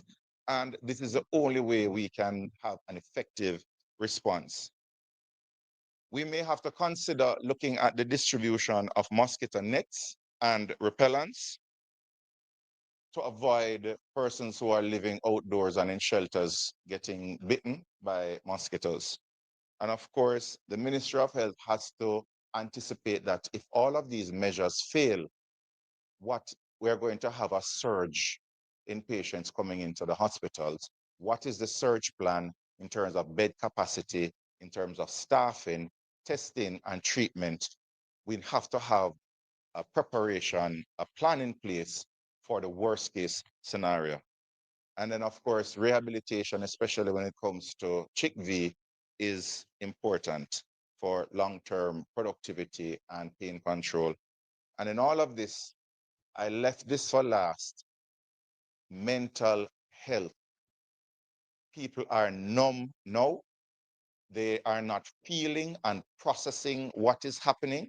You cannot have a psychologist or a mental health team going out and tell them better must come and then send them back to their tarpaulins to live. We must have coupled with mental health checks and interventions, hope for the people that their conditions will be improved in very short order, and we're not forgetting about them when the news teams have left and they are on their own, and we're looking at this situation as a 9-day wonder. We must have interventions coupled with the psychological effects, psychiatrists getting involved. All of this must be complemented by improvement, tangible improvement in their lives, so you give the people hope. This is where I leave it. This is what is happening on the ground. This is what we must prepare for. And if we don't prepare for it, we can have the expectations that we will pay for it in lives. Thank you. Thank you, MP Dawes. I'm going to invite the leader of the opposition to close out the presentations in this morning's press conference.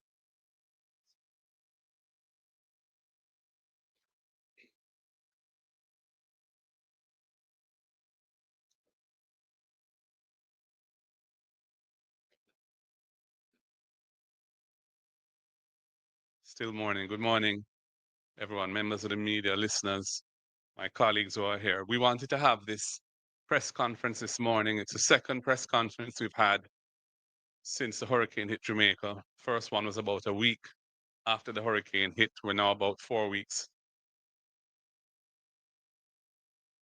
since that date, 3 weeks since the press conference. And I wanted to have the elected representatives of the people in the constituencies that have been extremely badly affected to have the chance, I wanted to give them a chance to describe to the media and the public what they're experiencing and the deficiencies in the response, the gaps that need to be filled, and the decisions that need to be taken. This is not to be anything other than responsible representatives of the people to bring to the attention of the authorities and the public what needs to be done to make the overall response more effective. We know that there are hundreds of thousands of people whose lives have been turned upside down by this cataclysmic event. And the effects of that event are ongoing.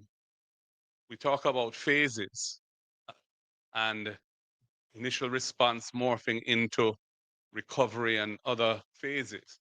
But the truth is that because of the very ad hoc arrangements that have been put in place thus far, the level of normalcy and stability that have returned to the lives of people in the badly affected areas is very erratic. Some people have received relief because of good fortune, happen to be living in close to the major arterial roads, or they have had the benefit of interventions from international and local NGOs and disaster relief organizations. But many, many others have had little or no interventions. And so the situation is not an even one. And there are far too many people still who are suffering from the initial effects of this hurricane. The opposition, as I said at the first press conference, and I want to repeat it now, we must not seek to score political points. as a competitor of the government. This is not the time for that. We've just gone through a general election barely 2 months ago. This is a time when Jamaica's facing a huge disaster, an economic disaster, a social disaster, a humanitarian disaster. And the role of the opposition at a time like this is to help the government to respond as effectively as possible, because we want Jamaica to get back on its feet. We represent people who need that to happen. So when you see us perhaps disagreeing with the government on a particular issue, it is not as a result of being cantankerous or being trivial or petty. We take issue with those things that we think are fundamental and that we should not allow to be implemented in the originally proposed way, because it will have a deleterious effect. It will have an effect on the governance of the country or on the response to the disaster, which is suboptimal and needs to be improved. And that is how we have been attempting to approach this. Equity, transparency, and accountability are vital in the response to a disaster. We have heard numerous reports that political representatives of the governing party are being used to distribute government relief, taxpayer funded or donor funded through the government relief in ways which they have no legal or political standing constitutionally to play that role. Elected representatives must be included in things that are happening in their constituency so that they have information, so that their information can be shared with those who are operating on the ground, and you can work together with all stakeholders, including those who are representing the other side of the political fence, to get the best possible solution in a difficult situation. That is not happening. I have been bringing these incidents as I hear of them. I have been bringing them to the attention of the Prime Minister through WhatsApp. He has not responded to me at all since last week, the Saturday before last, 10 days ago. I have not heard from him in response to any of my messages. So when the Minister of Information says that we have been communicating constantly, that is simply untrue. There has been a total cessation of any communication, certainly coming in my direction from the Prime Minister.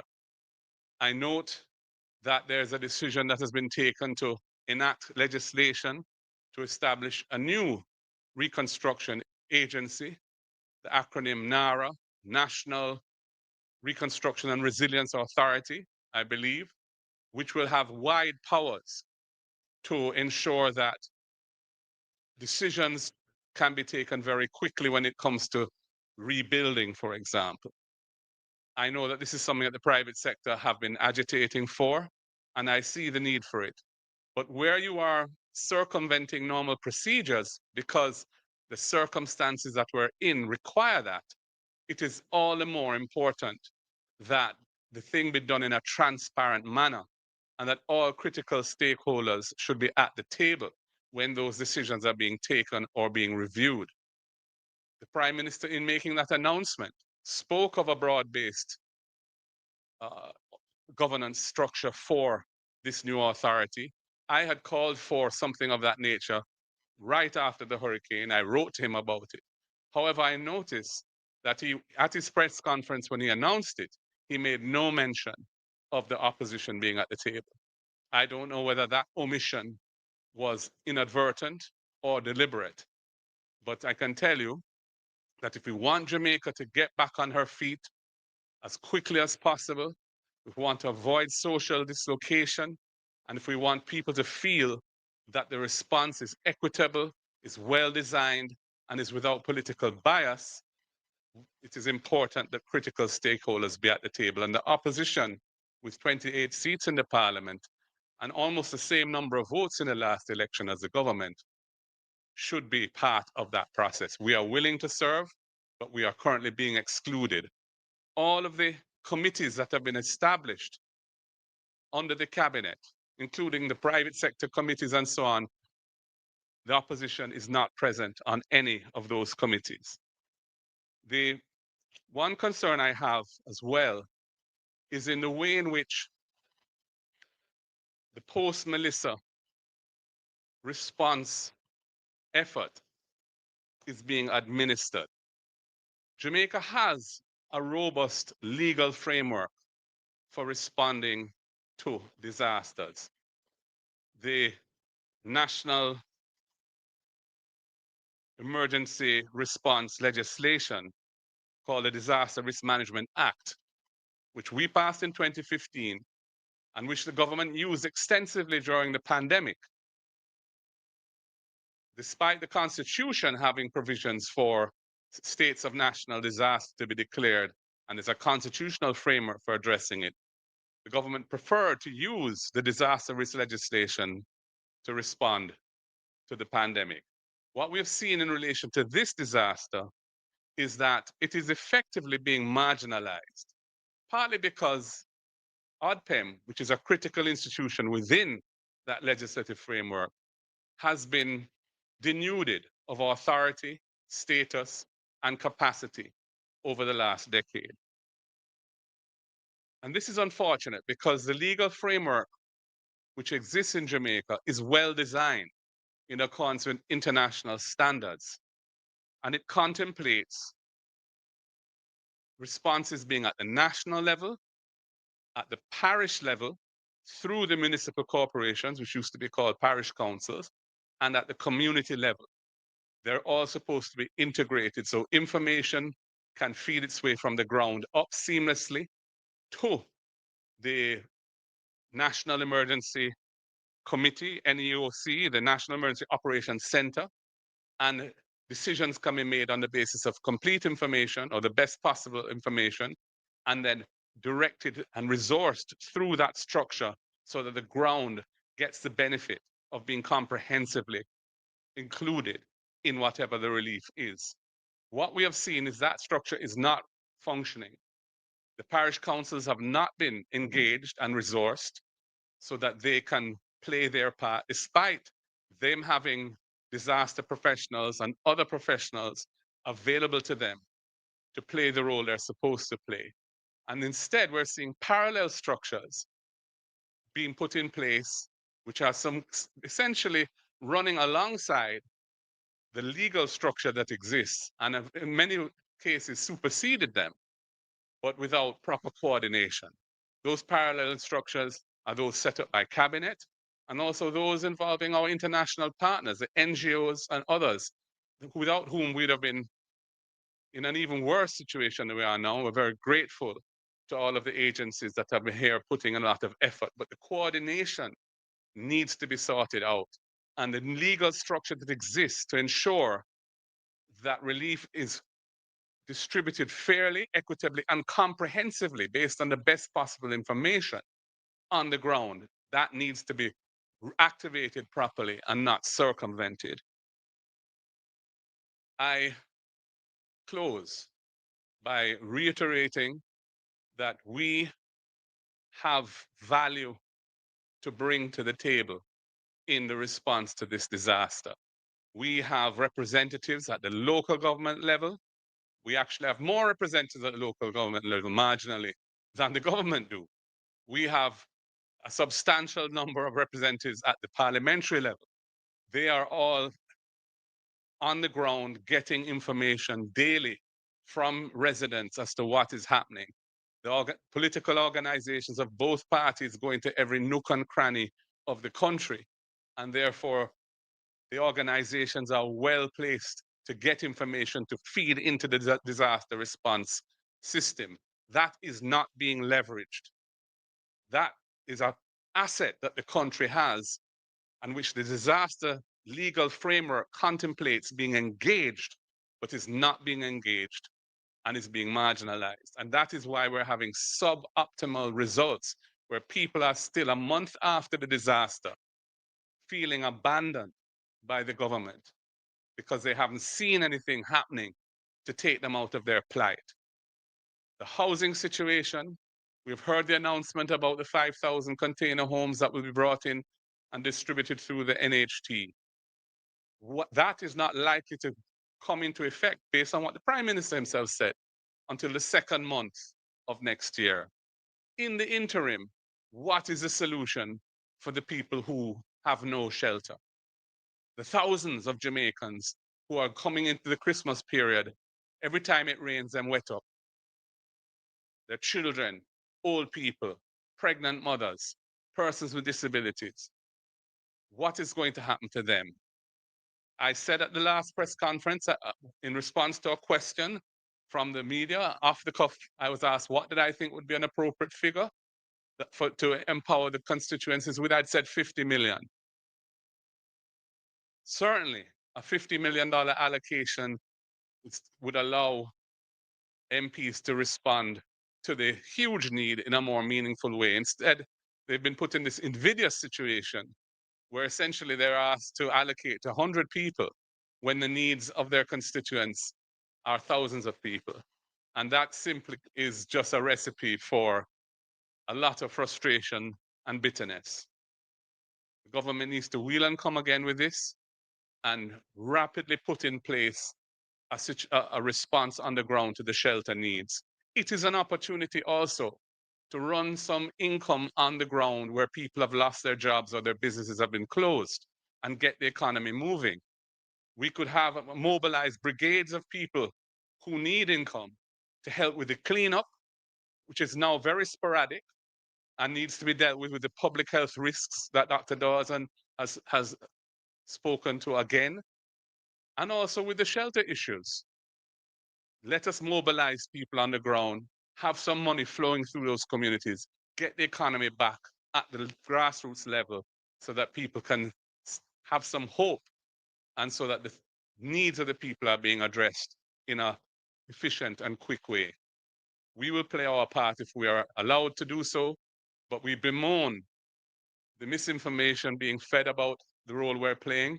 We are feeling very excluded from all decision making, and the way in which the system of relief is operating on the ground is not in accordance with established norms and is also resulting in suboptimal distribution of relief because the relief is not being done on the basis of proper information as to the needs. So that is why we will be having regular press conferences going forward, because we're now at a time when the country needs to change gear in a forward direction, and we feel that the government needs to be guided by persons who are in the feeling it on the ground, the neglect and so on. And it's our role, I think, to do that. The Parliament doesn't lend itself, as currently managed, to having that kind of open dialogue, that opportunity to share what we have to say. So we will have to do it in this manner and other manners.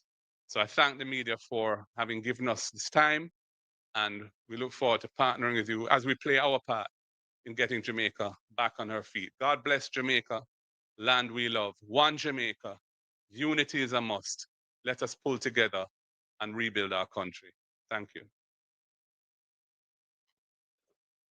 Thank you, leader, and thank you again to all our speakers who presented. We'll provide the opportunity for members of the media to raise questions. So please identify yourself and the individual to whom you are putting the question.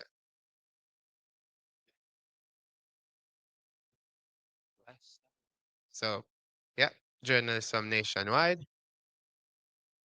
Good morning, everyone. Mahiri Stu at Nationwide News. Mahiri Stu at Nationwide News here. My first question to the is a bit to the opposition.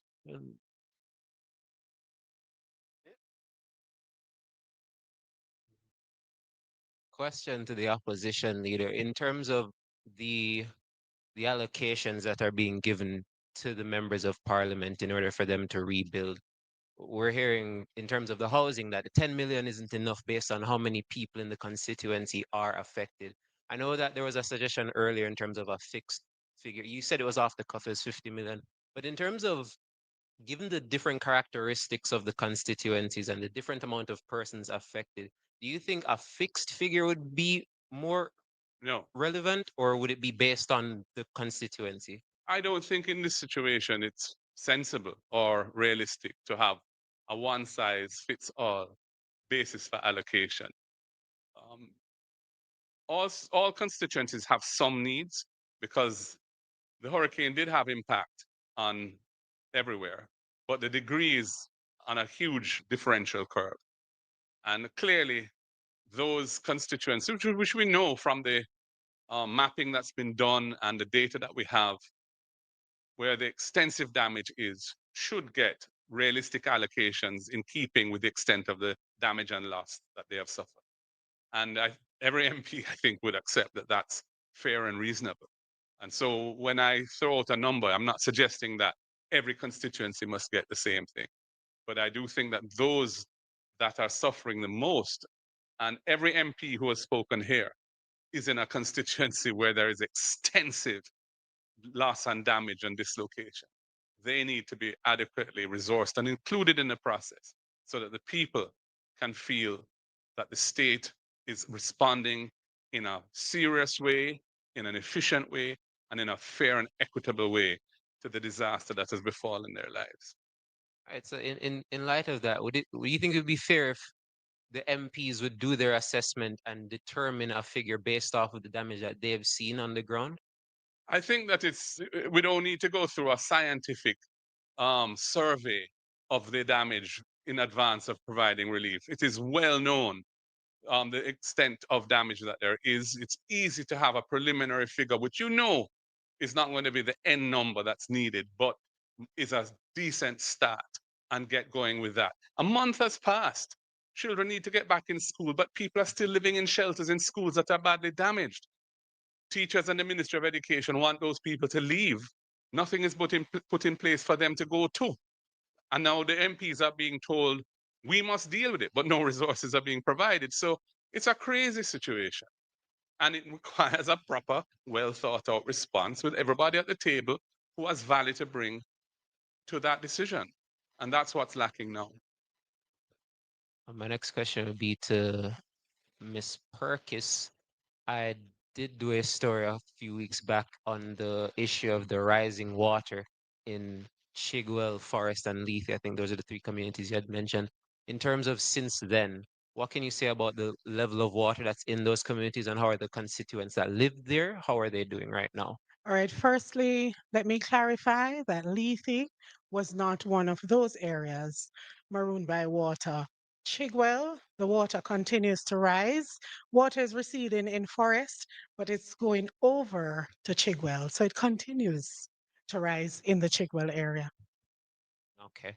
And I guess this would be a question for all the MPs in general, but in terms of resources, specifically water, Dr. Dawes had spoken about the fact that contaminated water is an issue and people need potable, clean water in order to respond to the disaster.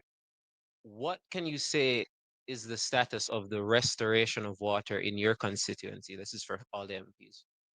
Well, our main booster systems have been damaged, mainly Great River.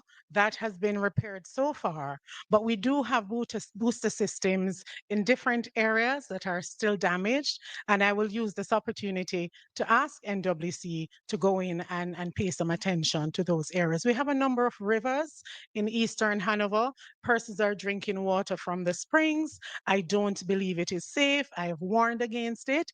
But when we have officials going into the communities that are vulnerable, the experts, and asking them same, I believe it is more effective than just a member of parliament saying, don't consume the river water, don't consume the spring water.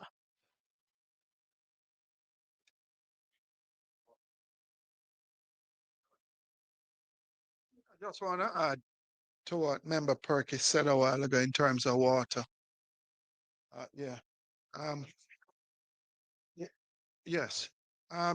In the majority of these constituencies that are affected by Hurricane Melissa, the system is served by the Jamaica Public Service Company, JPS. And the majority of those systems are still out as we speak. The government speak to deploying generators across the country in these areas. there's still a lot of areas that are without these generators as we speak. So in terms of the water infrastructure, because out of the 227 systems we have across the country, they're all independent. There's no linkages. So therefore, the majority of these stations act independently, operate independently. So there's no synergy between, as we speak now, I know that the JPS is trying to repair a lot of these stations along with hospitals and fire station and other entities. But as far as water goes, because of the electricity from the JPS, a lot of these areas are still, in a lot of these plants across the country, across the different constituencies are still out as we speak. So individuals have to be going to rivers, streams, which the water is unsafe as we speak. And has water been trucked in terms of the places Well, that the don't have running government water? provided $2 million to each MP to truck water, but here again, I want to add and say that an average cost for a truckload of water is anywhere between 40,000 and 60,000. So if you look at it, that can only do basically in a constituency, you can basically truck anywhere between 30 and 40 loads of water, and that's what you're supposed to be trucking daily. So the $2 million roughly is a drop in the bucket as we speak. Okay.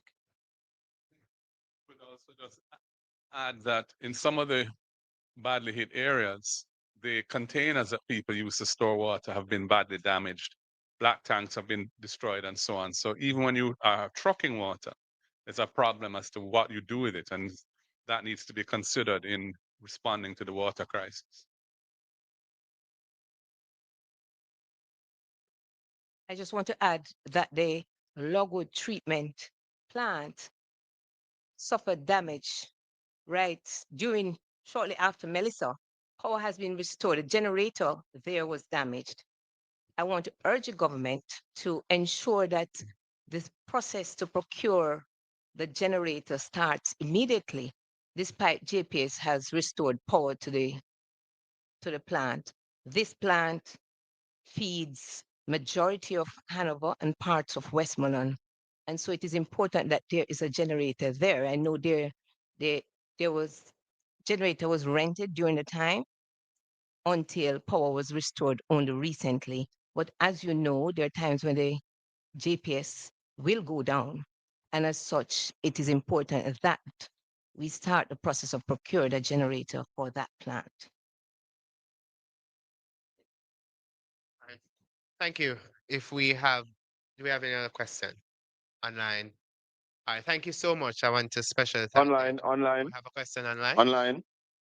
Yes, I am online. This is Colin Bell, Portland Spice TV. I have about 3 questions. Okay. Dr. Dawes, you spoke about all these possible breakout and the possibility of we paying for them in lives if we don't do the things that we are supposed to do. Could you elaborate a little bit more on some of the things that we can do to prevent any more breakout, especially cholera? Also, we want to find out from Dr. Campbell. We saw you put in a water station somewhere in your constituency. The question is, how many of these water stations have been placed in the communities that water is unsafe to use? And is there a plan to make sure that some of these water stations are placed in other community? All right. I'll leave it there. Thanks. Okay. So let's look at what we're faced with on the ground right now. Leptospirosis. This commonly is simply attributed to rats, but it can affect dogs, cattle, cows and goats. And what happens in many instances is that the rats get into the houses. Now, when you have a sugar belt like Westmoreland, where you'll have cane piece rats, and everywhere in Jamaica where you have garbage piled up, you will have rats around. They get infected. Humans are no longer in houses that are protected from the elements. They're mingling with these vectors. You're going to get any disease, and because leptospirosis is what is brought into the households by the rats and the cattle that are infected, dogs, you know, that is what you're going to get here. In other countries, it will be bubonic plague. We're not going to say that in Jamaica, hopefully not. You spoke of, so it's really a matter of trying to, as I'd mentioned, a multifactorial approach where you get proper garbage disposal, clean up the areas, and importantly, get the people out of the areas where they are exposed directly to animals that are carrying these diseases. And it may mean that you give them proper housing, and if not, you evacuate them. The other illnesses are waterborne illnesses. You mentioned cholera, but far more frequent in our population is just simply dysentery, diarrhea. You can have really bad diarrhea from contaminated water, and water is contaminated. The storm water has gone into the underground aquifers. People are drinking from rivers and streams, so they're going to get gastroenteritis. Now, what was very maliciously twisted when I spoke about cholera the last time is that it can be imported. And as long as you have people living in the conditions where they're exposed to contaminated water, consuming contaminated water, any disease that is not endemic or native to Jamaica can make it here because we have people coming in and out. The question they ask, oh, we have how many million tourists per year? The millions of tourists coming in per year are not going to interact with people living under tarpaulins and drinking contaminated water. So we have to be mindful that our minds are not trapped into thinking a particular way by those whose sole objective is to play political football. So we have to be mindful of all of the conditions that come here. Malaria is another one. As I mentioned, in Cuba, you have chickpea and zickpea as well as dengue. And there's another one that they have. To be honest, I don't even know the name of that one. I need to do some reading on it. But it's another arbovirus similar to chickpea and dengue, transmitted by the same mosquito that we have here in Jamaica, the Aedes aegypti mosquito. So we have a lot of things to look out for. And it is really the basic principles of public health: primary prevention, early detection through testing, mass testing, and treatment in the early stages when you have a better outcome that we have to really focus on right now. And that is what is going to leave us saving lives. Dr. Das, before you go, do you think it would assist if the government, you used the word a while ago, evacuate people who are our most vulnerable, the elderly, young babies, mothers with young babies who are living in these conditions? Would an evacuation like that also assist in preventing more outbreaks? Yes, and yes. Unfortunately, we are doing reverse evacuation where we're pushing people out of shelters to go back to the conditions that I spoke about. And in no century has anyone faced with an outbreak put people into harm's way if they say that they are a civilized society. We have to do better. We have to do better.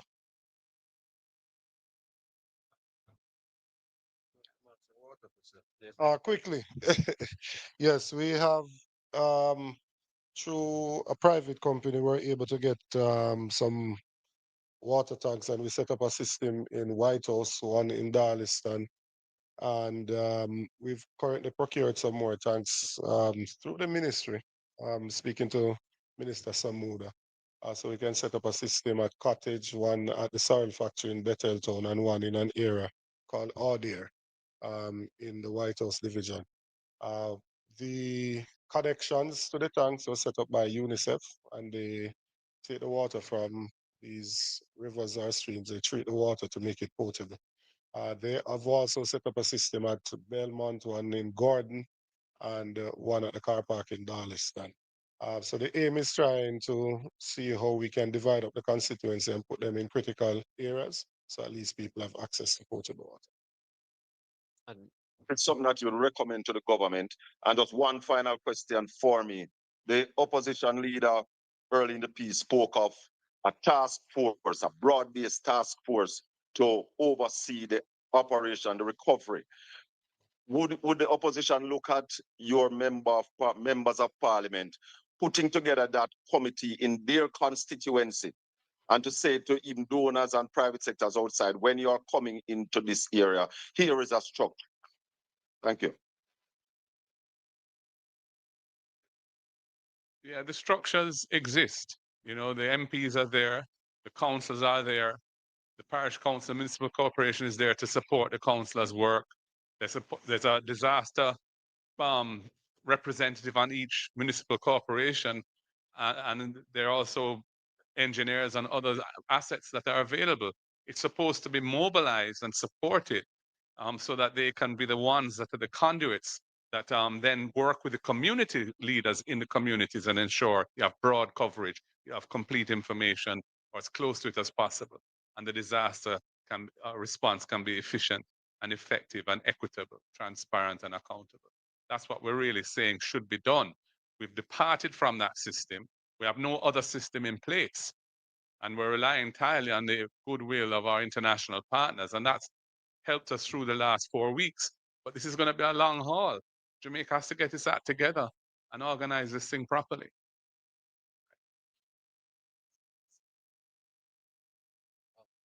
Yeah, just two more questions to Dr. Campbell. One being, could you expound on the Adopt a Family initiative and how it works in case people watching want to assist? And secondly, outside of funding, how else do you think RADA can help the western end of the island that have experienced damage to farms? I'm not sure I heard the second question. The second question would be, in terms of the damage to the farming of the western end of the island, most of the MPs said the farms are destroyed. Outside of just funding, how else do you think RADA can assist these farmers in getting their feet back on? Sure. So the Adopt a Family initiative is geared towards streamlining the help that is coming to the constituency. So as I said, a part of the problem is currently how relief is coming in, that it's very haphazard. And what we're seeking to do is to pair donors with families. So we've had 6 persons that have contributed a container home, and we have another 6 that is coming. So what we are doing is prioritizing single mothers with 2 or more children, and then we pair them with a donor to get the unit and retrofit it with bathroom, meaning shower, toilet, face basin, mirror, door, and to transport it to the constituency is about 4,000 US. And that's not the only way they can do it. We're also working with the hardwares for them to work out a bundle to say this is what would be needed to do a roof for 1 bedroom, or this is what would be needed to do a roof for a 2 bedroom. Or as we had on Sunday, a group that came in and adopted 5 families, and they're working with them over the next 3 months to ensure that they have groceries and the necessary household items that they would need. So it's really just trying to streamline the benefits by putting the donors directly in touch with the beneficiaries. In terms of agriculture, you know that agriculture is the main employer of labor. And between St. Elizabeth, which is considered a food basket, especially southern St. Elizabeth, there has been significant damage. In Westmoreland, we have a lot of government land. And so a part of what we can do is to look at those government land and see how we can make different plots available to farmers, and how we can help them with the land preparation, or we can help them with the planting materials and those items to get back going. We also need to see how we use newer technologies. We can use hydroponics to grow most of the vegetables and those items within a shorter period of time. So the government just has to be creative. As I said, we should have used some of the debris, some of the lumber to make some of the poultry houses, to at least ensure that some persons in the communities at least they have access to the main protein of Jamaican people, which is chicken. Thank you very much. Have a good day. God bless you all. Thank you, everyone, and thank you for joining us. And as the leader said, you will hear more from us. Thank you. Have a good day.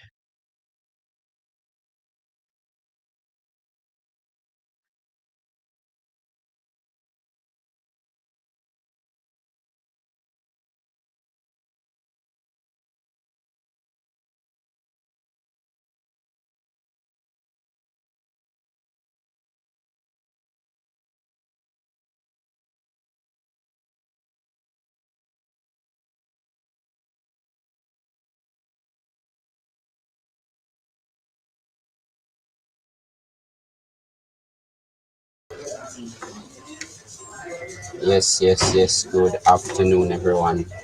I want to thank you for staying tuned to PDTV. I want to thank you once more for staying tuned to PDTV.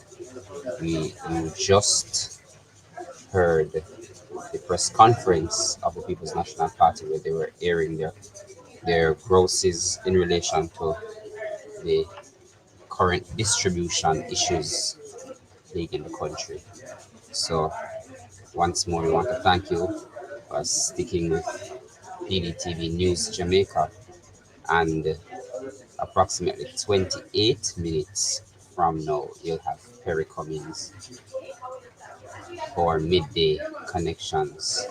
And I want to thank you one more time for sticking with PDTV and the one of the news sources for you now and going forward. So within the next 28 minutes, you'll have Perry Cummings Jr. And I know you love Perry Cummings Jr. So sit tight and give us until 1 o'clock. Thank you again. Take care.